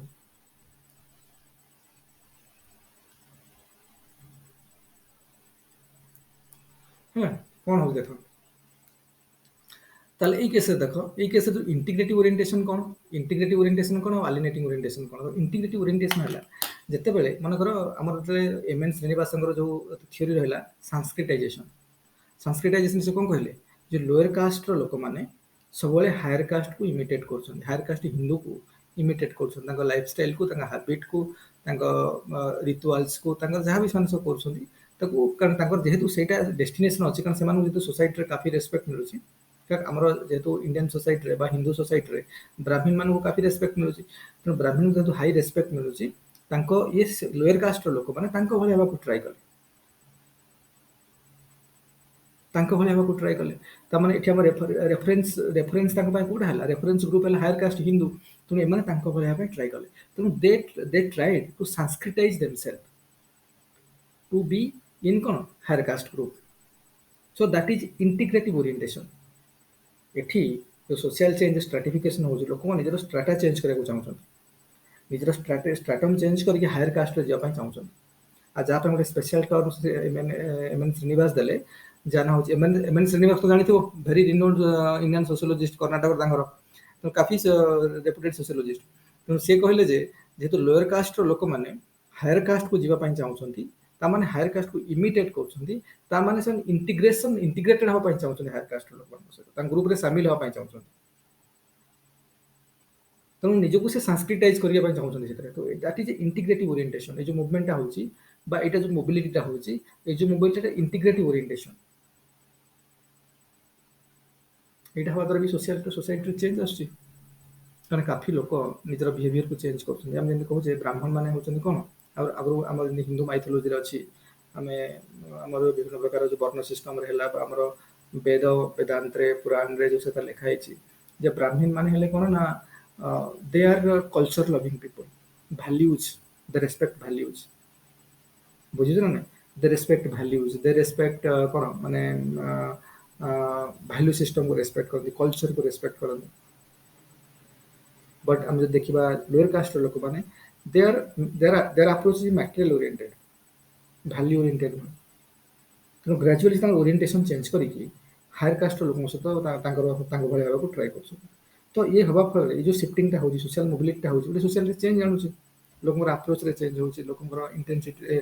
लोक इंटेंट रे चेंज हो लोक लाइफस्टाइल रे चेंज हो तो सोसाइटी रे चेंज आछी तो ये प्रकार मूवमेंट हवा फल ये जो सोशल मोबिलिटी हवा सोशल चेंज हैपनिंग हो दैट माने ये प्रकार जो संस्कृताइजेशन हला एठी Sanskritisation is initiate social change किंतु परवर्ती बुझे अलिनेटिंग ओरिएंटेशन अलिनेट माने कोन शत्रु टाइप रो बिहेव करबा जेमिति कि मनकर देखिबो काफी लोक वर्तमान मॉडर्निटी आसलानी काफी लोक इक्वालिटी कथा आसिला संविधान ड्राफ्ट करा हला वर्तमान सोसाइटी रे लोक इक्वालिटी कथा कहउछन ऑल आर इक्वल केही सुपीरियर नो केही ये नो समस्त लॉ आके समस्त लॉ आगे समस्त इक्वालिटी बिफोर लॉ कम आर्टिकल 14 रे कहै भारत संविधान कथा कहै जायछि यदि समस्त इक्वाल हेले तो बर्तमान लोअर कास्ट लोक मैंने आउ इमिटेट करिया चाहूना जे आम हायर कास्ट को इमिटेट कर सामिल हो से आमर भी गोटे इक्वाल आइडेंटिटी क्रिएट हो एलिनेटिंग ओरिएंटेशन रे माने कहउछन लोअर कास्ट लोक माने एसटी शेड्यूल ट्राइब हेले शेड्यूल कास्ट हैला अदर बैकवर्ड कास्ट हेले बैकवर्ड कास्ट जेते अछन बर्तमान बैकवर्ड कास्ट लोक मानकर बर्तमान पॉइंट हैला जे आमर गोटे पर्टिकुलर आइडेंटिटी क्रिएट हो आमे तांको भलिया को इमिटेट करिया काहे बा तांको हबर कोन दरकार अछि तो आपको नहीं आम जो ड्राफ्टिंग कमिटी चेयरमैन किए थे आम कि डॉक्टर बी आर आंबेडकर तो डॉक्टर बी आर आंबे हाँ डॉक्टर बी आर आंबेडकर तो एई मूवमेंट करे काफी देथिले एई ऊपर बहुत काम करछन जोति कि से हिंदुइज्म को छाड़ी कि बौद्धिज्म की दीक्षा नै जायथिले आ काफी लोकन को सेतरे कोन शामिल भी करथिले बौद्धिज्म कन्वर्ट करथिले बौद्धिज्म रे कर कारण हिंदू धर्म रे वर्ण सिस्टम अछि जोडा से टोटली पसंद करनथिले हिंदू धर्म रे हम जेमिति वर्ण सिस्टम विषय कहै ऋग्वेद रे तो से जिनिस पसंद करनथिले तेणु सी कहते हैं आमको बर्तमान ये बुद्धिज्म तक भल लगे तो बुद्धिज्म निजक सामिल करते निजक कौन करते काफी शेड्यूल कास्ट शेड्यूल ट्राइब लोक मुवमेंट करे इक्वालिटी इक्वाल पोजिशन सोसाइटी रे मुवमेंट करते इवन भी जो सेंटिमेंट को लेकिन फॉलोअर्स मान जो पार्टी को पॉलिटिकल पार्टी भी गोटे रिपब्लिकन पार्टी बुझे ना तेणु यही टाइप कौन था आलिनेटिंग ओरिएंटेशन जो गोटे इक्वाल आइडेंटिटी क्रिएट हो हायर क्लास हायर कास्ट लोक मान इक्वाल आइडेंटिटी क्रिएट हो ये प्रकार ओरिएंटेशन भी सोसाइटी रे कौन है ये गोटे टाइप रो मोबिलिटी लोक मान कौन है सोसाइटी बर्तमान जो आम मॉडर्न सोसाइटी रे इक्वाल स्टेटस दिया इवन भी वुमेन मान को वुमेन जो मानक आगु कौन माने डेप्राइव करके रखा है डेप्रिवेशन होता जो मान आज से पोस्ट रिजर्व रोचे शेड्यूल कास्ट पोस्ट रिजर्व रोचे शेड्यूल ट्राइब पोस्ट रिजर्व रोचे माइनॉरिटीज मान पोस्ट रिजर्व रोचे बर्तमान समय जोटा आम कहते स्पॉन्सर्ड मोबिलिटी जोटा आम डिस्कशन बेले भाभी जो मोबिलिटी हूँ स्पॉन्सर्ड मोबिलिटी जोटा गवर्नमेंट इंटेंशनली सीट रिजर्व करके मोबाइल कराऊँ से सोशल पोजिशन दौर बुझे ना तेणु आगुरी कंटेस्टेड मोबिलिटी न करके कंटेस्टेड गत काली डिस्कसन करते what is contested mobility what is sponsored mobility तो यही माध्यम लोक स्पॉन्सर्ड मोबिलिटी है बर्तमान गवर्नमेंट रिजर्व करदेला बर्तमान शेड्यूल कास्ट लोक एतिकटा सीट बर्तमान आम बर्तमान परीक्षा हम सिविल सर्विस परीक्षा हम एतिकटा सीट है शेड्यूल कास्ट मान एत शेड्यूल ट्राइब मान एतिक पोस्ट वुमेन मान प्रति कार्य सब वुमेन मान अलग अलग 33% रिजर्वेशन कराला तो यहाँ हवा फल कौन है ना जो सेक्शन तलक जा उपरको स्पॉन्सर करके आनी दिगला सोशल पोजिशन दिहला तो स्पॉन्सर्ड मोबिलिटी है आ स्पॉन्सर्ड मोबिलिटी जदि है स्पॉन्सर्ड मोबिलिटी केस रे कौन हम सोसाइटी चेंज हो आगु जो वुमेन माने घरे कौन रोते माने स्कोप मिलूला ना डिसीजन मेकिंग ना कौन सब गोटे सबोर्डिनेट पोजिशन में रोते आज से इक्वाल पोजिशन में रोच मेल मान सहित पुरुष मान सहित इवन केत स्टेप आगे रही सब क्षेत्र साइंस एंड टेक है सब क्षेत्र में सब फिल्ड से माने जो they are now front runners बुझे ना तो यही प्रकार सोसाइटी चेंज कहीं बिकज ऑफ दिस कारण से जो स्पॉन्सर्ड मोबिलिटी है सरकार तरफ स्टेट तरफ स्पॉन्सर्ड मोबिलिटी को कौन बेसिक मोमेंटम दिगला से आम सिलेबस नथिले भी स्पॉन्सर्ड मोबिलिटी कथा कहती सिलेबस स्पॉन्सर्ड मोबिलिटी कथा लिखाई sponsored mobility contested mobility structural mobility कथा कहनी कहीं डिस्कसन कर बिकज हमको आंसर लिखा सुविधा हम आम जो सोशल चेंज रिलेटेड आंसर लिखा 60 मार्क आंसर लिखा सब जिन लिखा सब गुड़ाक बुझेगा तेणु यही सब जिन कहली यहाँ तो सोशल चेंज करेला अरे यहाँ भी तो सोशल चेंज करेला ना इनिशिएट करेला भाया आम आहरी एग्जांपल दबा देख यहाँ भी सोशल चेंज करेला आम देखा देखा देखा लिखे जे सब बहुत जगह आ गोटे देख आ गोटे है कौन देख आम देखा ये बर्तमान आ गोटे कथा मुझे कहूँ भूली जाइए आउ गोटे है आरके मटन कर देखा बर्तमान देख आरके मटन कहले सोशल मोबिलिटी आउ केमती हो देख आरके मटन कहले जे सब बेले कन्फर्मिस्ट जो कनसेप्ट आरके मटन कर जानी डेभिएंस कन्फर्मिस्ट एंड आनोमी ये सब थ्योरी अच्छी मिडिल रेंज थ्योरी से कहले सोसाइटी दुईटा जिन अच्छी गोटे हूँ कल्चराली एक्सेप्टेबल गोल आ गोटे कौन करे इंस्टीट्यूशनलाइज्ड मीन्स कल्चराली एक्सेप्टेड गोल माने यही सब गोल अच्छी जोटा आम कल्चराली एक्सेप्ट कर सोसाइटी जो हाई रेस्पेक्ट अच्छी समस्त एक्सेप्ट कर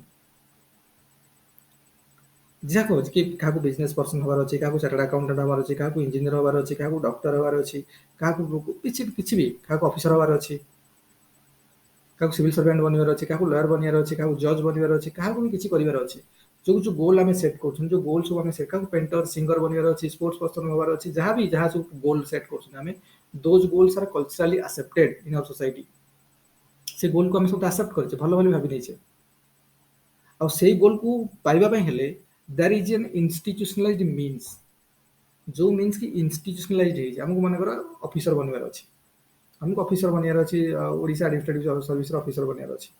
तो से तार मीन्स बनाई जे आगे एग्जाम हम OPSC Odisha public service commission माध्यम नोटिफिकेशन आसो एग्जाम हम प्रिलिमिनारी मेन इंटरव्यू हम से स्तर देखिए आमको जावाक पड़ो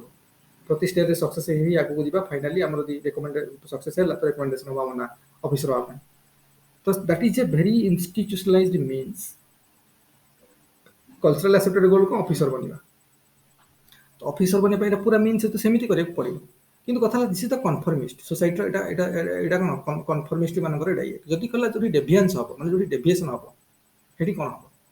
डेभिएशन तो होना सोशल स्ट्रक्चर में डेभिएशन आसला कौन ना जो हम कौन ना जो लोक आम विभिन्न प्रकार डेभिएशन विषय पढ़ी जो लोक कल्चरल एक्सेप्टेड गोल को मानु ना कल्चरल एक्सेप्टेड गोल को ना कल्चरल एक्सेप्टेड गोल को मानुंट ना इंस्टीट्यूशनल मीन्स अच्छे से माध्यम दीटा किसी मानु ना तो देर कौन क्रिमिनाल गुड़ाक जमी कालना परदिन जो सुट आउट होती कौटी बरमुंडा हाईस्कल पड़िया जो सुट आउट होती कौन क्रिमिनाल गुड़ाक से निज निजर गोल सेट कर कल्चर को एक्सेप्ट ना पाइबा किसी मीन्स कौन माध्यम यूज कर तो दे आर डेभिएंट और दैट इज डेभिएशन और सेटा तो कल्चर प्रॉब्लम आम सोसाइटी प्रॉब्लम होची ना आ सबुथरो जो प्रॉब्लम होची सेटा मन कर आउ किछि अछि जेमिति हमको गोल सेट करा है we are accepting cultural accepted goal किंतु हम मीन्स रे हम किछि को मात्रा हम से जिंस को हम पाइबार अछि हमको सेटा को माध्यम रे भी पाइबार अछि जे खाली जे हम जो मीन्स स्टैंडर्डाइज मीन्स अछि ताको फॉलो करके पाइबा सेमिति किछि नै हमको हम गोल सेट किंतु से गोल रे केमिति पहुंचे हम विभिन्न प्रकार जोगाड़ लगे केमिति पहुंचे जाउछन और सेटा तो some extent good for the society some extent भल भी नुह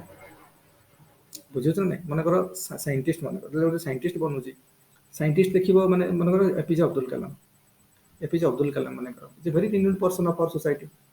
renewed scientist of our society हम कंट्री वर्ल्ड भी पूरा सोसाइटी रिन्यूड पर्सन तांकर लक्ष्य थिला जे मिसाइल पर काम करेंगे मिसाइल डेवलपमेंट करेंगे तो कल्चरल एक्सेप्टेड गोल ठीक अच्छे किंतु पाइबा जो मीन्स इंस्टीट्यूशनल मीन्स ना कारण जो मैरेज था मैरेज डेट भूली गले अरे थोड़ी हमको मैरेज करवानी बोली साइंटिस्ट हवा बोली मैरेज करवानी केमिति किसी लिखा है कोठी तो मैरेज डेट फिक्स होती कन्या झील घर अपेक्षा करके बस तुम जाऊन भूली जाइए तुम जान मोर मन ना यहाँ केमती हम किंतु सेटा को मीन्स ठीक नाला केमिति पहुंचार अच्छे पागल पॉइंट टाइप जो आसूला तो सेटा हो पारे to some extent that is good for society also आ गुड नहीं पारे that is debatable question good bad but एटा एते सोसाइटी को तो एते प्रॉब्लम करूनी हैला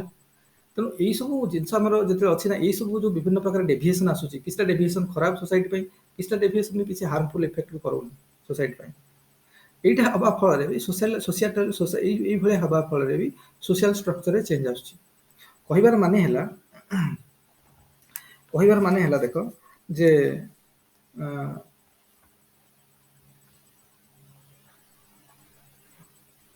कहबार माने है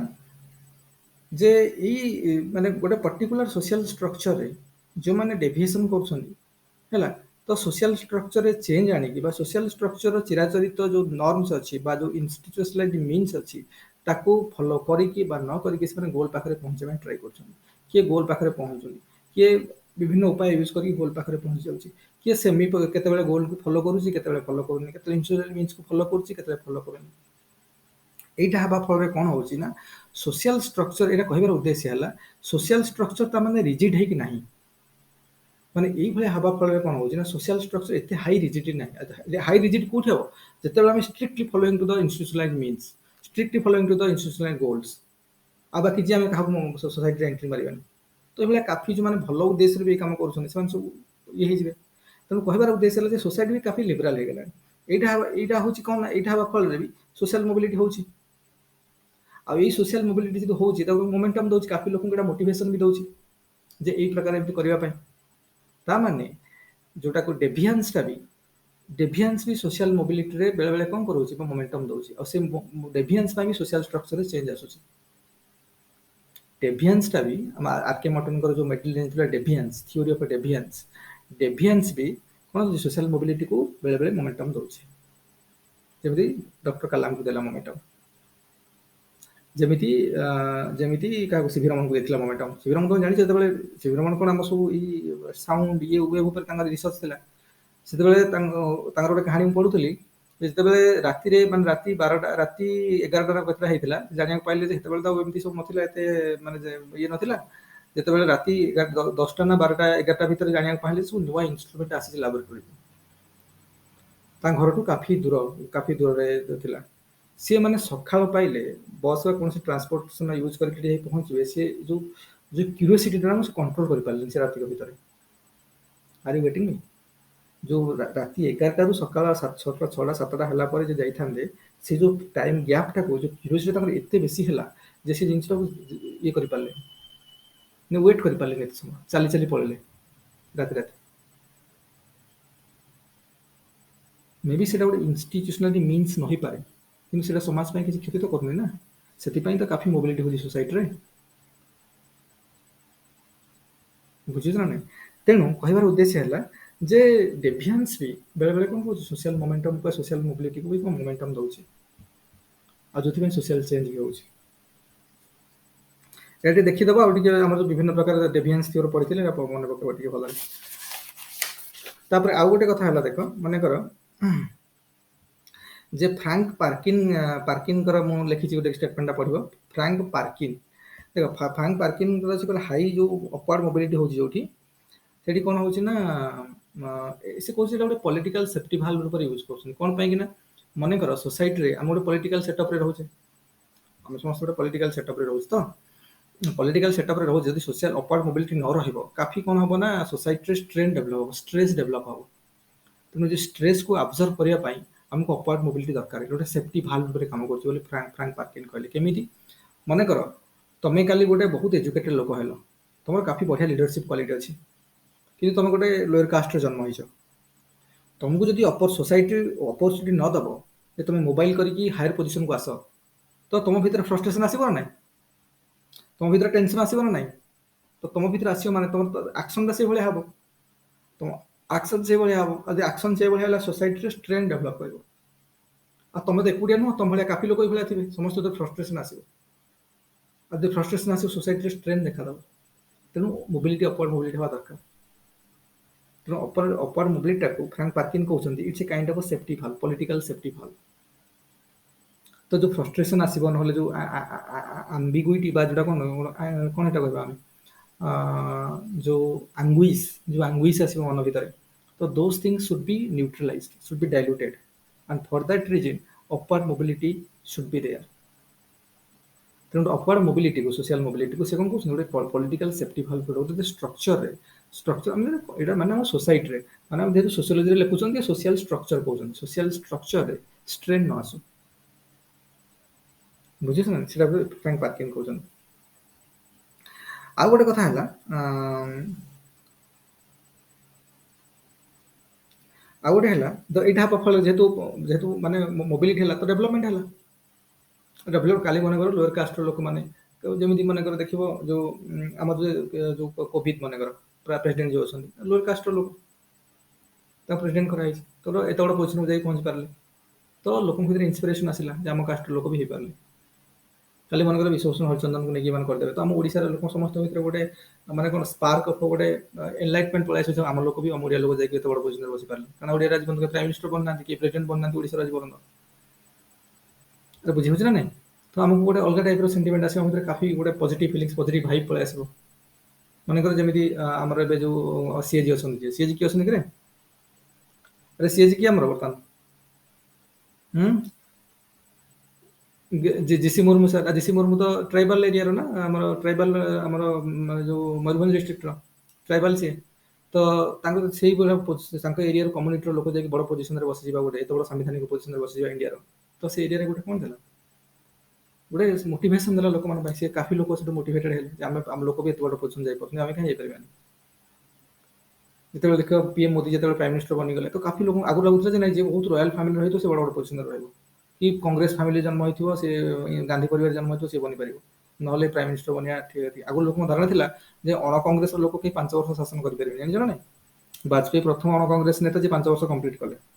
ତାପରେ ତ ଇଏ 10 ବର୍ଷ ତାଙ୍କର ହେଇଗଲାଣି ଏଇଠି। ତ ଜିନିଷ ଯେତେବେଳେ ହଉଛି ଲୋକଙ୍କ ଭିତରେ ଫେଥ ଆସୁଛି। ସୋସାଇଟିର ସେଣ୍ଟିମେଣ୍ଟ ଚେଞ୍ଜ ହବ ତ ସୋସାଇଟିରେ ଚେଞ୍ଜ ହଉଛି ନା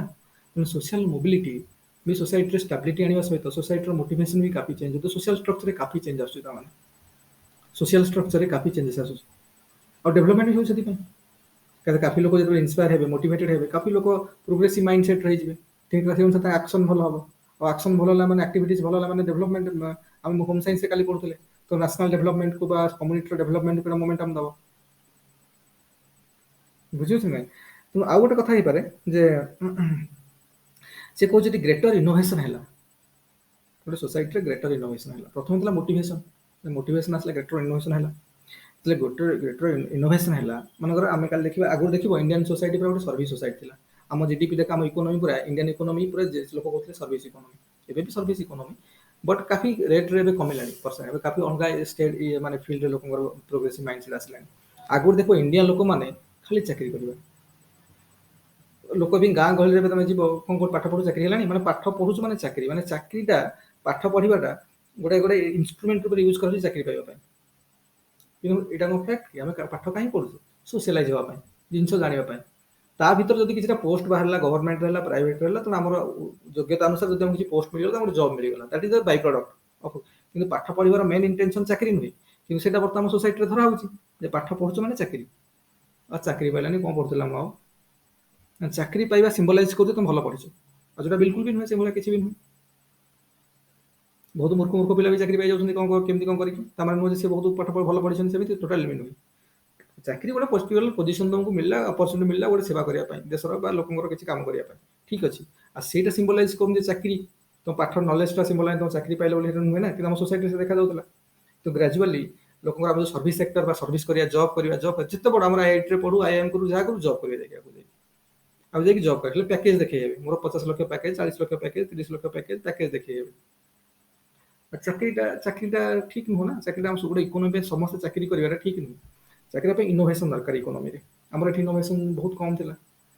କିନ୍ତୁ ଗ୍ରାଜୁଆଲି ଯେତେବେଳେ ଲୋକ ବର୍ତ୍ତମାନ ଦେଖିବ ଷ୍ଟାର୍ଟଅପ୍ କାଫି ଆସିଲା ଏବେ ଦେଖ ଏଜୁକେସନ ସେକ୍ଟରରେ ବି ଯେମିତି ଅନ ଏକାଡେମୀ ମୋର ମନେ ଅଛି ଆମେ ଯେତେବେଳେ ପଢିଲା ବେଳକୁ ପ୍ରିପେୟାର କଲା ବେଳକୁ ମାନେ ଯୋଉ ସମୟରେ ଥିଲୁ ସେ ସମୟରେ ଗୋଟେ ୟୁଟ୍ୟୁବ ଚ୍ୟାନେଲ କରିଥିଲା ଯୋଉ ଗୌରବ ମଞ୍ଜାଲ ଗୋଟେ ୟୁଟ୍ୟୁବ ଚ୍ୟାନେଲ କରିଥିଲା କରିକି ଲୋକଙ୍କୁ ଜିଏସ୍ ଫିଏସ୍ ଏଇ ଯୋଉ ଆପ୍ଟିଚ୍ୟୁଡ ସିସ୍ୟାଟ୍ର ଯୋଉ ରିଜନିଂ ଫିଜନିଂ ଏଗୁଡା ସବୁ ପଢାଏ କିନ୍ତୁ ତାପରେ ରୋମାନ ସାଇନି ହେରିକା ସବୁ ମିଶିଥିଲେ ରୋମାନ ସାଇନି ଯେତେବେଳେ ସିଲେକ୍ସନ ହେଇଗଲା 13 ର୍ୟାଙ୍କ ଆସିଗଲା ତାକୁ ତାପରେ ଛାଡିଦେଲା ଚାକିରି ସେ ଚାକିରି ଛାଡ଼ିଲା ପରେ ଲୋକଙ୍କର ଗୋଟେ ମୋଟିଭେସନ ପଳେଇ ଆସିଲା କିଏ ସେ ଗୋଟେ ଚାକିରି ଛାଡି କିଏ ତ ଯେତେ ପ୍ରିପେୟାର କରୁଥିଲେ ସବୁ ଗୋଟେ ମାନେ ଆଇଏସ୍ ପାଇକି ଛାଡି ଦଉଛି ମାନେ ଲୋକ ଚେଷ୍ଟା କରି ପାଉନାହାନ୍ତି ବୁଝୁଛ ନା ନାଇଁ ଜଣେ ଯଦି ପାଇକି ଛାଡିଦେଲା ଲୋକଙ୍କର ଅଲଗା ଟାଇପର ଗୋଟେ ଆସିଲା ତ ସମସ୍ତେ ଫଲୋ କରିବାକୁ ଲାଗିଲେ ତ ଗ୍ରାଜୁଆଲି ତାଙ୍କ ଚ୍ୟାନେଲ ଆସ୍ତେ ଫେମସ ହେଲା ଫେମସ ହେଲା ପରେ ତାକୁ ଗୋଟେ ୱେବସାଇଟ ବନେଇଲେ ତ ଗୋଟେ କମ୍ପାନୀର ସେଟଅପ୍ ନେଇଗଲେ ଏବେ ଅନ ଏକାଡେମୀ ଦେଖୁଛ କୋଉଠି ୟୁନିକର୍ନ ବନିବ ବର୍ତ୍ତମାନ ଅନ ଏକାଡେମୀ ୟୁନିକର୍ନ ବନିଗଲାଣି କିରେ ବନିଗଲାଣି ମୁଁ ଜାଣିନି ବନିଯାଇଥିବ ବୋଧେ ୟୁନିକର୍ନ କମ୍ପାନୀ ବର୍ତ୍ତମାନ ତ ବାଇଜୁ ମନେକର Byju's Raveendran mechanical engineering graduate ନା ତ ଆଇଆଇଏମ୍ ରେ ପିଲାଙ୍କୁ ତାଙ୍କର ମାଥର ଆପ୍ଟିଚ୍ୟୁଡ ତାର ଏତେ ଭଲ ଥିଲା ତ ପିଲାଙ୍କୁ ଶିଖଉ ଏତେ ହେଲେ ଏତେ ତାର ରେପୁଟେସନ ଆସ୍ତେ ବଢିଲା ତ ତାକୁ ସେ ସ୍ପ୍ରେଡ କରି ବର୍ତ୍ତମାନ ବାଇଜୁ ଦେଖ କୋଉଠି ବର୍ତ୍ତମାନ କେତେ ବଡ କମ୍ପାନୀ ବର୍ତ୍ତମାନ ମାନେ ଏଜୁକେସନ ଥ୍ରୋ ଟେକ୍ନୋଲୋଜି ବା ଏଟେକ୍ ସେକ୍ଟର ତ ଏଗୁଡାକ ହେଲା ଫଳରେ କାଫି ଯେମିତି ବେଦାନ୍ତୁ ହେଲା କାଫି ଦେଖିବ ଏବେ କାଫି ସବୁ textbook.com ହେଲା prep.in ହେଲା କାଫି ୱେବସାଇଟ ସବୁ ଏଇ ଡିରେକ୍ସନ ଟେଷ୍ଟ ପ୍ରିପାରେସନ ଫିଲ୍ଡରେ ପଳେଇ ଆସିଲେଣି ଏଜୁକେସନ ଅନଲାଇନ ଏଜୁକେସନ ଥ୍ରୋରେ ପଳେଇ ଆସିଲେଣି ତ ଲୋକ କଣ କରୁଛନ୍ତି ନା କାଫି ବର୍ତ୍ତମାନ ଆମେ ଦେଖୁଛନ୍ତି ଯେ ଜବ୍ ଠୁ ଦୂରେଇକି ବି ଲୋକ ହଉଛନ୍ତି ନିଜର ପେହଚାନ କ୍ରିଏଟ କରିବା ନିଜର ଆଇଡେଣ୍ଟିଟି କ୍ରିଏଟ କରିବା ନିଜର ବିଜନେସ ଏମ୍ପାୟାର କୋଉ ଫିଲ୍ଡରେ କି ଏଜୁକେସନ ସେକ୍ଟର ହେଲା କି ପ୍ରଡକ୍ଟରେ ଅଲଗା ଅଲଗା ଫିଲ୍ଡରେ କି ଫାଇନାନ୍ସ ସେକ୍ଟରରେ କି ବିଭିନ୍ନ ଟେକ୍ସଟାଇଲରେ କି କୋଉଥିରେ ବି ବିଭିନ୍ନ ସେକ୍ଟରରେ ବିଭିନ୍ନ ଲୋକ ବର୍ତ୍ତମାନ ଛୋଟ ଛୋଟ ଷ୍ଟାର୍ଟଅପ୍ ବନେଇବାରେ ଲାଗି ପଡିଛନ୍ତି ଆଉ ସେ ଷ୍ଟାର୍ଟଅପ୍ ବନେଇକି ସେଥିରୁ ବହୁତ ଲୋକଙ୍କୁ ସକ୍ସେସ୍ ମିଳିଯାଉଛି ଏବେ କାଫି ଲୋକ ଦେଖ ଇଣ୍ଡିଆରେ କାଫି ଷ୍ଟାର୍ଟଅପ୍ ୟୁନିକର୍ନ ବନୁଛନ୍ତି କାଫି ଷ୍ଟାର୍ଟଅପ୍ ୟୁନିକର୍ନ ମାନେ 1 ବିଲିୟନ ଡଲାର କମ୍ପାନୀ ବନି ଯାଉଛନ୍ତି ମାନେ ତମର market capitalization market valuation 1 billion dollar ହେଇଯିବା ଦରକାର ତ ୟୁନିକର୍ନ କମ୍ପାନୀ ବନିବ ତ କାଫି ଲୋକ ୟୁନିକର୍ନ ବନୁଛନ୍ତି ବର୍ତ୍ତମାନ ୟୁନିକର୍ନ କମ୍ପାନୀ ଇଣ୍ଡିଆର ଷ୍ଟାର୍ଟଅପ୍ ଗୁଡା ବନୁଛନ୍ତି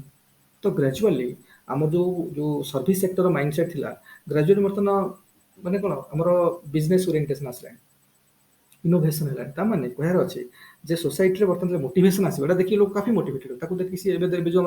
ଏବେ ଥିଲା ଆମର ସୋନି ଟିଭିରେ ଚାଲିଥିଲା ପ୍ରୋଗ୍ରାମ ତ ଜାଣିଥିବ ସାର୍କ ଟ୍ୟାଙ୍କ ଇଣ୍ଡିଆ ଏଇ ଜିନିଷ ଉପରେ କାଫି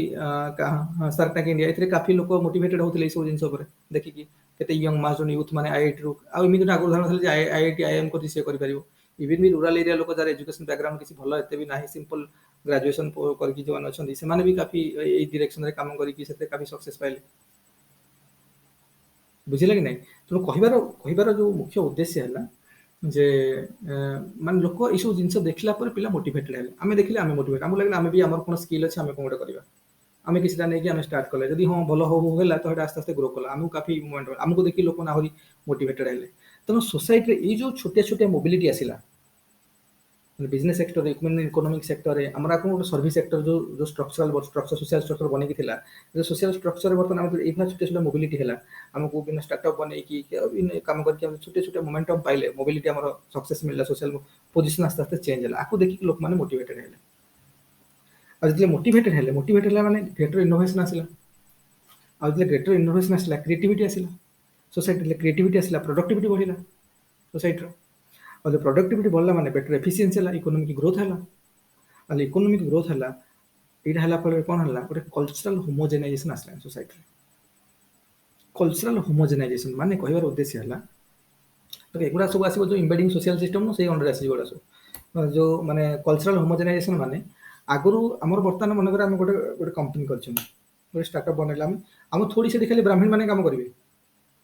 ଥୋଡ଼ି ସେଠି ହିନ୍ଦୁ ଧର୍ମ ଲୋକ, ସେଠି ହିନ୍ଦୁ ଲୋକ ବି କାମ କରିପାରିବେ, ସେଠି ମୁସଲିମ ବି, ଖ୍ରୀଷ୍ଟିଆନ ବି, ଜୈନ ବି, ବୌଦ୍ଧ ବି, ଯିଏ ବି,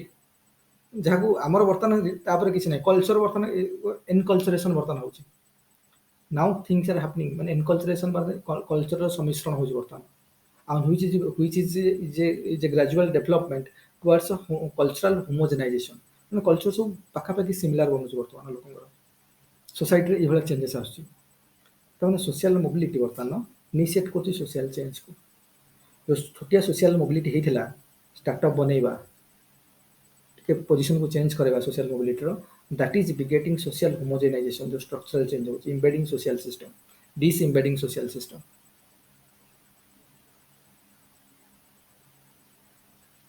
ବୁଝିଲା? ସେଭଳିଆ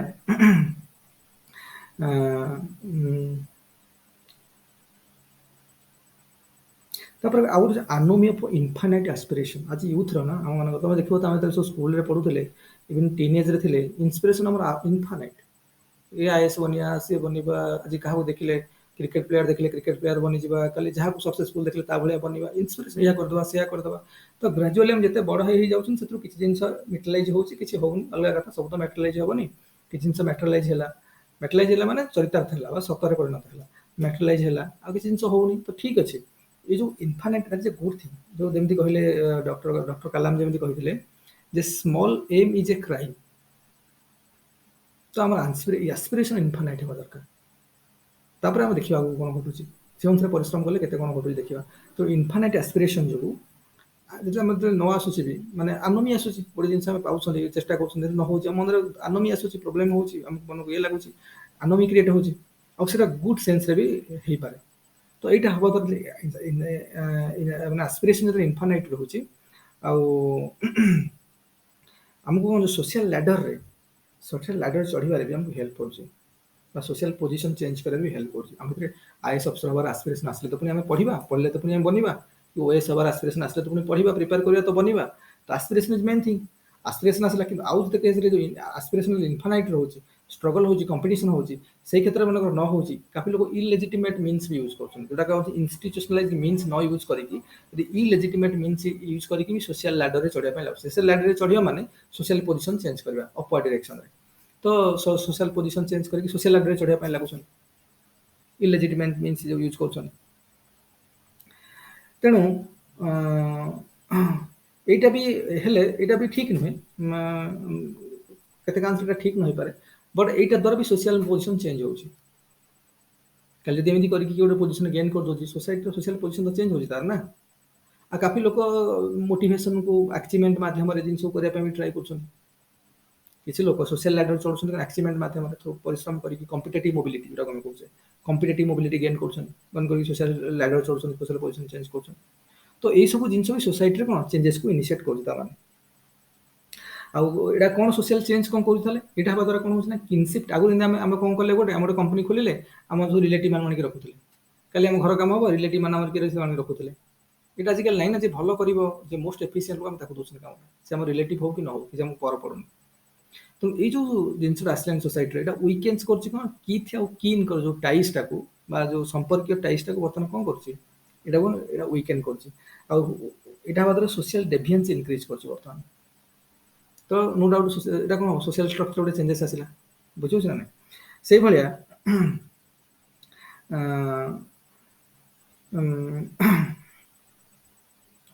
ତାମାନେ କହିବା ଦରକାର ଯେ ବର୍ତ୍ତମାନ ଆମେ ବର୍ତ୍ତମାନ କନକ୍ଲୁଜନରେ ପହଞ୍ଚିଲେ ଯେ social mobility is a product of a social change, ଆଉ social change also initiate social mobility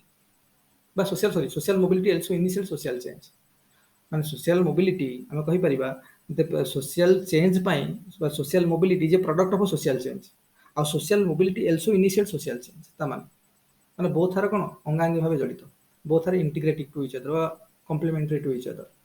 ହେଲା। ଆଉ ଗୋଟେ କଥା ଆମେ କହିପାରିବା ଯେ social ଏଇଭଳିଆ ସୋସାଇଟି ହେଲା ତ କାଫି ଆମକୁ ଏଠି କ'ଣ ବର୍ତ୍ତମାନ ସୋସାଇଟିରେ ଆମକୁ ଅପରଚୁନିଟି ମିଳୁଛି। ଅପରଚୁନିଟି ମିଳିବା ଫଳରେ ଜଣେ ତାର ସୋସିଆଲ ପୋଜିସନକୁ ମାନେ କନସିଡରେବଲ ଇଏରେ ସ୍କେଲରେ ଚେଞ୍ଜ କରିପାରୁଛି। ଇଭିନ୍ ବି ଗୋଟେ ଛୋଟ ସ୍ତରରୁ ବି ଲୋୟର ଷ୍ଟ୍ରାଟମର ଲୋକ ଯାଇକି ବଡ଼ ପ୍ରାଇମ ମିନିଷ୍ଟର ପୋଜିସନରେ ବସିପାରୁଛି ଇଣ୍ଡିଆର ଏକ୍ସାମ୍ପଲ ଆମେ ନେଇପାରିବା। ପିଏମ୍ ମୋଦି ଟି ସେଲର ପୁଅ, ବହୁତ ଲୋୟର ଷ୍ଟ୍ରାଟମର ଲୋକ, ହାୟର ଷ୍ଟ୍ରାଟମର ଯାଇକି ପଲିଟିକାଲ ପାୱାର ଇଣ୍ଡିଆର ସବୁଠୁ ହାଇ ସିଟ୍ରେ ଯାଇକି ବସିଗଲେ ସେ ସୋସିଆଲ ପୋଜିସନରେ।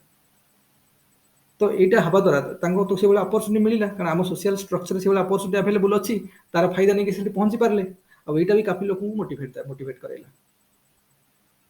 କାଫି ଯୋଉ ଲୋୟର ଷ୍ଟ୍ରାଟମର ଲୋକଙ୍କୁ ଏଇ ଇନସିଡେଣ୍ଟଟା କାଫି ମୋଟିଭେଟ କରାଇଲା। ତେଣୁ ଏହା ଦ୍ୱାରା କ'ଣ ଲୋକମାନେ ବିଭିନ୍ନ ପ୍ରକାର ଇଏ କରିକି ମୋଟିଭେଟେଡ ହେଇକି ଜିନିଷକୁ କ'ଣ ଆଗକୁ ବଢ଼ିବା ପାଇଁ ଟ୍ରାଏ କରୁଛନ୍ତି। ତ ଲୋକଙ୍କର ସୋସିଆଲ ପୋଜିସନରେ ଦିନକୁ ଦିନ କ'ଣ ହେଉଛି ଇମ୍ପ୍ରୁଭମେଣ୍ଟ ହେଉଛି। ତା ସହିତ ଆଉ ସହିତ କ'ଣ ହେଉଛି ନା ଯେ ଆମେ ଯଦି କହିବା ଯେ ଏଇଟା ଯାହା ହେଲେ ବି ସୋସାଇଟିରେ ସବୁବେଳେ ଗୋଟେ କମ୍ପିଟିସନ ରହିବ। ଆମେ ଯେମିତି କହୁଛେ ମନେକର ସବୁବେଳେ କ'ଣ ହେଉଛି ନା ସୋସାଇଟିରେ ଆମର କ'ଣ ହେଉଛି ନା କମ୍ପିଟିସନ ହେଉଛି। ଯେହେତୁ ଆମର ସୋସିଆଲ ରିସୋର୍ସେସ୍ ଗୁଡ଼ାକ ବା ସୋସିଆଲ ଗୁଡ୍ସର ଲିମିଟେଡ ଗୁଡ୍ସ ଅଛି ଆମର, ତେଣୁ ତାକୁ ପାଇବା ପାଇଁ ସେଇ ଜିନିଷକୁ ପାଇବା ପାଇଁ ହେଲେ ଆମକୁ କ'ଣ କମ୍ପିଟ୍ କରିବାକୁ ପଡ଼ିବ। ଆଉ କମ୍ପିଟିସନ ହେଉଛି, ତେଣୁ କମ୍ପିଟିସନ ସବୁବେଳେ ରହିବ। ଆମେ କମ୍ପିଟିସନକୁ ଏଲିମିନେଟ୍ କରିପାରିବାନି ସୋସାଇଟିରେ। ଆଉ which is good in SUM sense ସୋସାଇଟିରେ ସୋସିଆଲ ଷ୍ଟ୍ରକ୍ଚରରେ ଯୋଉ କମ୍ପିଟେଟିଭ ମୋବିଲିଟି ସବୁଠି ରହିବ, କାରଣ ଆମର ସୋସିଆଲ ଗୁଡ୍ସଟା ଲିମିଟେଡ୍ ସବୁବେଳେ। ଆଉ ସୋସିଆଲ ରିସୋର୍ସେସ୍ ଅଛି ସବୁବେଳେ ଲିମିଟେଡ୍, ତାକୁ ପାଇବା ପାଇଁ ହେଲେ କମ୍ପିଟେଟିଭ ମୋବିଲିଟି ଦରକାର। ଆଉ କମ୍ପିଟେଟିଭ ମୋବିଲିଟି ହବ, ଆଉ କମ୍ପିଟେଟିଭ ମୋବିଲିଟି ସବୁବେଳେ ଖରାପ ବି ନୁହେଁ, ସବୁବେଳେ ଭଲ ବି ସୋସାଇଟିଟା ବହୁତ ସମୟରେ ଏଇଟା ଭଲ। ଆଉ କହୁଛି ଯେ ଏଇଟା ହେବା ଦ୍ୱାରା କ'ଣ ହେଉଛି ଯେ ଲୋକ କହୁଛନ୍ତି ଯେ ଏଇଭଳିଆ ହେବା ଦ୍ୱାରା ଯେ ମୋବିଲିଟି କ'ଣ ହେଉଛି ନା କୋହରେନ୍ସଟାକୁ ୱିକ୍ କରାଉଛି ସୋସାଇଟିରେ ବା ଗ୍ରୁପରେ ହେଲା। ସୋସାଇଟିର କୋହରେନ୍ସଟାକୁ ୱିକ୍ କରାଉଛି, ଆଉ ଇଣ୍ଟେନ୍ସିଟି ଅଫ୍ କ୍ଲାସ୍ କନଫ୍ଲିକ୍ଟକୁ ବଢ଼ାଉଛି। କାରଣ ଆମ ପାଖରେ ଯେହେତୁ ଲିମିଟେଡ୍ ରିସୋର୍ସେସ୍ ଅଛି, ଯଦି କିଛି ଲୋକଙ୍କୁ ମିଳିଗଲା ତ କମ୍ପିଟେଟିଭ ମୋବିଲିଟି ମାଧ୍ୟମରେ ସେଟା କ'ଣ ହେଉଛି ନା କନଫ୍ଲିକ୍ଟ କରାଉଛି ସୋସାଇଟିରେ, ଗ୍ରୁପ୍ କନଫ୍ଲିକ୍ଟ କରାଇବ। ବା ସେଇଟା ଯୋଉ ସୋସିଆଲ କୋହରେନ୍ସ ଥିଲା, ମନେକର ଆମେ କିଛିଟା ଲୋକ ଗୋଟେ ଟ୍ରାଏ କରୁଥିଲେ ଚାକିରି ପାଇଁ, ଆମକୁ ଜଣେ ଜଣଙ୍କୁ ମିଳିଲା, ବାକି ଆଉ ମିଳିଲାନି, ତ ଲୋକ ଟେନସନ ହେଇଗଲେ। ସେ ଆମେ ପଢୁଥିଲେ, ସେ କହିଲା ତାଙ୍କ ଭିତରେ ଯୋଉ କୋହରେନ୍ସଟା ଥିଲା, ସୋସିଆଲ କୋହେସନଟା ଥିଲା, ଯୋଉ ବଣ୍ଡିଂ ଥିଲା, ଦ୍ୟାଟ୍ ଇଜ ଗେଟିଂ ୱିକେଣ୍ଡ, ଡିମିନିଶ୍ଡ। ତ ସୋର୍ସ ପାଇଁ କନଫ୍ଲିକ୍ଟ ବି ହେଉଛି। ସେ କେମିତି ପାଇଲା, ଆମେ କେମିତି କ'ଣ କରିବା। ତ କାଫି ଦେଖିବ ପିଲା ମାନେ ବହୁତ ପିଲା ଏମିତି ବିହାରୀ ଗୁଡ଼ାକ, ଆମ ଓଡ଼ିଆ ପିଲା ତ ଟିକେ ଭଲ ପିଲା ଗୁଡ଼ାକ, ବିହାରୀ ପିଲା କ'ଣ ପଢ଼ିବେ ତୁମକୁ କହିବେନି। ଇଭେନ୍ ତାଙ୍କ ରୁମ୍କୁ ଯିବ, ସେ କ'ଣ ପଢ଼ୁଛି ତୁମକୁ ଜଣେଇବେନି, ମୁଁ ଏଇଆ ପଢ଼ୁଛି କି ଏଇ କ୍ଲାସ୍କୁ ଯାଉଛି, ଆଙ୍କେ ସାର୍ଙ୍କର ହେଲ୍ପ ନେଉଛି, କିଛି ତୁମକୁ ସେ ସେୟାର କରିବେନି। କିଛି କେଉଁ ଟିଚର ପାଖରେ ପଢ଼ୁଛି କି କ'ଣ, କିଛି ସେୟାର କରିବେନି। ମାନେ ଏତେ ତାଙ୍କର ମାଇଣ୍ଡ ଗୁଡ଼ାକ ଏତେ ଇଏ ସେମାନେ। ଆମ ଓଡ଼ିଆ ପିଲା ଯିଏ ଗୋଟେ ପଢ଼ୁଥିବ, ଆରେ ଜାଣିଛୁ ସେଠି ସାର୍ ଭଲ ପଢ଼ଉଛନ୍ତି, ସେଇଟା ପୁରା ଡିମ୍ ହେଇକି ସିଆଡ଼େ ମାର୍କେଟରେ ବୁଲୁଥିବ। କୋଉଠୁ କ'ଣ ଗୋଟେ ଜାଣିଗଲା, ସେଟାକୁ ପୁଣି ଚାରିଆଡ଼େ ବୁଲୁଥିବେ, ଆରେ ଏଇଟା ମୁଁ ପଢ଼ିଛି, ମ୍ୟାଟ୍ରିଲା ଭଲ ଲେଖା ହେଇଛି, ଏଠି ଲେଖା ହେଇଛି, ଭଲ ହେଇଛି, ସିଏ ହେଇଛି। ଲୋକ ସବୁ ମାନେ ଆମ ଓଡ଼ିଆ ପିଲାଙ୍କର ପ୍ରକୃତି ସେଇଟା, ଲୋକ କହି ଚାଲିବେ। କିନ୍ତୁ ତାଙ୍କର ଦେଖିବ ଗୋଟେ ସିଙ୍ଗଲ ଷ୍ଟେଟମେଣ୍ଟ ତମକୁ କହିବେନି, ତାଙ୍କୁ କିଛି ସୁରାଗ ପାଇବନି, ତ ଲାଗୁଥିବ ପଢ଼ୁଛି ନା କ'ଣ କରୁଛି କିଛି ଜାଣିପାରିବନି। ବୁଝୁଛ ନା? ତେଣୁ ଏଇ ଟାଇପ୍ର ଜିନିଷ କ'ଣ ହେଉଛି ନା ସୋସାଇଟିରେ ହେଲେ ବି, କିନ୍ତୁ ଏଇଟା ସବୁବେଳେ ରହିବ, ସେଗୁলো ଆମେ କାହାକୁ ଏଲିମିନେଟ୍ କରିପାରିବାନି। କମ୍ପିଟେଟିଭ ଆଟିଚ୍ୟୁଡ୍ଟା ରହିବ ସବୁବେଳେ, ମୋବିଲିଟି ରହିବ। ତେଣୁ କହିବାର ଉଦ୍ଦେଶ୍ୟ ହେଲା ଯେ ଆମେ ଜାଣିଲେ ଯେ ସୋସିଆଲ ଚେଞ୍ଜ ଆଉ ସୋସିଆଲ ମୋବିଲିଟିରେ, ଯେ ସୋସିଆଲ ମୋବିଲିଟି ଯେ ପ୍ରଡକ୍ଟ ଅଫ୍ ସୋସିଆଲ ଚେଞ୍ଜ, ଆଉ social mobility also initiate social change, both are complementary to each other. ବୁଝିଲା? ତ ଏଇଟା କନକ୍ଲୁଡ୍ ହେଲା। ଏଇଟା ଏତିକିରେ ସରିନି। ଆମେ ଯେତେବେଳେ ଆହୁରି ଏଜୁକେସନ ପଢ଼ିବା, ରିଲିଜନ ପଢ଼ିବା, ଆହୁରି ବିଭିନ୍ନ ଜାଗାରେ ବିଭିନ୍ନ ପ୍ରକାର ଇସ୍ୟୁଜ୍, ୱିମେନ୍ ଇସ୍ୟୁ, ଗୁଡ଼ାଏ ପଢ଼ିବା, ସେତେବେଳେ social change, modernity social change, education social change, ସବୁ industrialization social change, religion social change, ଆସ୍ତେ ଆସ୍ତେ ପଢ଼ି କାଫି ଜିନିଷ ପଢ଼ିବା ଏ ଫିଲ୍ଡରେ ହେଲା। ତ ଏଗୁଡ଼ା ବହୁତ ବନିବ ଆଗକୁ ଯାଇକି। କିନ୍ତୁ ଏବେ ଯୋଉ ପର୍ଟିକୁଲାର ଥିଲା ସୋସିଆଲ ମୋବିଲିଟିଟା ଗୋଟେ କ'ଣ ଜେନେରାଲାଇଜ୍ କନସେପ୍ଟ, ପେପର ୱାନ୍‌ରେ ଅଛି ନା, ଜେନେରାଲାଇଜ୍ କନସେପ୍ଟ ଗୋଟେ ସବୁଥିପାଇଁ ସୋସିଆଲ ମୋବିଲିଟି, ଏଜୁକେସନ ମାଧ୍ୟମରେ ସୋସିଆଲ ମୋବିଲିଟି, ଇଣ୍ଡଷ୍ଟ୍ରିଆଲାଇଜେସନ ମାଧ୍ୟମରେ ସୋସିଆଲ ମୋବିଲିଟି, ସବୁବେଳେ ମୋବିଲିଟି ହେଉଛି ନା। ତେଣୁ ଏଇଟାକୁ ଆମେ ଗୋଟେ ସ୍ପେଶାଲାଇଜ୍ ତରରେ ଡିସ୍କସନ କଲେ, ଆଉ କାଫି ଜିନିଷ ସ୍ପେସିଫିକ୍ ହେବ, ଆଗକୁ ଆମେ ଡିସ୍କସନ କରିବା ସବୁ ହେଲା। ଆଉ ବହୁତ ଜିନିଷ ଅଛି ପରେ ଆମେ ଡିସ୍କସନ୍ କରିବା ଏତିକି ଆଜି ରାତି କଥା ଆଉ ଏତିକି ଗୋଟେ କନସେପ୍ଟ ଆସିଗଲା ନା ସୋସିଆଲ ଚେଞ୍ଜର ଆଉ ଯଦି ତମେ ଆଉ ଯୋଉ କିଛି କିଛି ନୂଆ ପଏଣ୍ଟ ତମକୁ କହିଲି ଯେମିତି ଯୋଗେନ୍ଦ୍ର ସିଂଙ୍କର ବହି କଥା କହିଲେ ଟିକେ ଲେଖିଦେଇଥିବ ଆଉ ବାକି ମୁଁ ତମକୁ ଯେତେକ ପାଇବ ମୁଁ ଯାହା ଯାହା ପାଇବି ସବୁ ଦେବି ହେଲା ଏ କରିକି ବାକି WH ଅକବରଙ୍କରଟାକୁ ମୁଁ ପ୍ରିଣ୍ଟ କରିକି ଦେବି এটা ସବୁବେଳେ ୟୁଜ୍ କରିବ WF ଅକବରଙ୍କର କନସେପ୍ଟଟା ଦେଖ କିଛି କିଛି ଏମିତି ଥିଓରି ମନେ ରଖୁଥାଅ କିଛି କିଛି ଜିନିଷ ଷ୍ଟେଟମେଣ୍ଟ ମନେ ରଖୁଥାଅ ଯୋଉଟା ଆମେ ପରୀକ୍ଷା ଖାତାରେ ଲେଖିବା ଏକ୍ଜାମ୍ପଲରେ କୋଉଠି ନା କଣ କରିକି ଲେଖିବା ତମେ ଯଦି ଆନ୍ସର ଲେଖିବା ଷ୍ଟାର୍ଟ କରିବ ନା ତମେ ଜାଣିପାରିବ ଯେ ପ୍ରୋବ୍ଲେମଟା ହେଉଛି କୋଉଠି ଲେଖାଟା କୋଉ ଭଳିଆ ହେଉଛି ସେଇଟା ଭେରି ଇମ୍ପୋର୍ଟାଣ୍ଟ ପଢିବା ବୁଝିବା ତ ଠିକ୍ ଅଛି ଆମ ସୋସିଓଲୋଜି ବୁଝିଗଲେ ବୁଝା ପଡ଼ିଲା କେମିତି ଆନ୍ସରଟା ଆମେ ଲେଖିବା ଷ୍ଟାର୍ଟ କରିବା କୋଉ ଭଳିଆ ଲେଖୁଛନ୍ତି that is most important thing ହେଲା ସୋସିଓଲୋଜିର ଭଲ କୋଉଟା ଟେଷ୍ଟ ସିରିଜର ବାହାରେ ମୁଁ ଭାବୁଥିଲି ସେଟା କରିହଉନି କଣ କି ଏତେ ଆଡଭର୍ଟାଇଜମେଣ୍ଟ କରିବାକୁ ପଡୁଛି ବାହାର ପିଲାଙ୍କୁ ତ କେହି ଆଡ୍ ଫାଡ୍ ଲଗେଇଲେ ଯାଇକି ହବ ସିନା କି ଆସିବ ଆମରି ପିଲାଙ୍କ ଭିତରେ କରିବା ଯେ ଆମର ତ କେତେ ପଢା ହେଇଛି କଣ କରାହେଇଛି ମୁଁ ଭାବୁଥିଲି ଗୋଟେ ଲାର୍ଜ ସ୍କେଲ ବଡ ସ୍କେଲରେ କରିକି କରିବା ଯେ ବାହାର ପିଲା କିଏ ଜଏନ୍ କରିବେ ନ କରିବେ କିନ୍ତୁ ସେଟାକୁ ଆଗ ବନେଇକି ତାକୁ ଆଡ୍ ଲଗେଇଲେ ନା ଲୋକଙ୍କ ପାଖରେ ପହଞ୍ଚିଲେ କିଏ ଜଏନ୍ କରିବ ଏତେ ସମୟ ପାଇଁ ଆଉ ଟାଇମ୍ ନାହିଁ ଆମେ ଆମ ଭିତରେ ଏଟା କରିବା ମୁଁ ଲେଖି ସବୁ କୋଶ୍ଚିନ୍ ବନେଇ ଦେବି ତମମାନଙ୍କୁ ହେଲା ଲେଖିବା ପ୍ରାକ୍ଟିସ କର ଏଇ ମାସରେ ଏବେ ଦେବି ଆଜି 14 ତାରିଖ ହେଲା ନା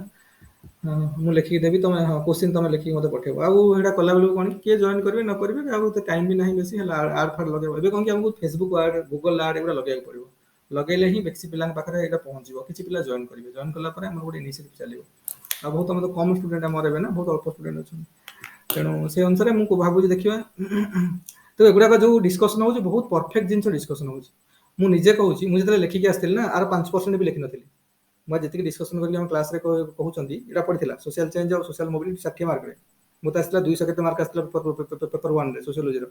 ତାର 5% ବି ଲେଖିନଥିଲି ଅଥଚ ମୋତେ 200 କ୍ରସ୍ କରିଥିଲା ଏଇଭଳିଆ ଯଦି ଆନ୍ସର ମୁଁ ଲେଖିଦେବି ଯାଇକି ପରୀକ୍ଷା ଖାତାରେ ନା 225 30ରୁ କମିବନି ଏଇଭଳିଆ ଆନ୍ସର ଖାଲି ପରୀକ୍ଷା ଖାତାରେ ଲେଖିବାର ଅଛି ଯାଇକି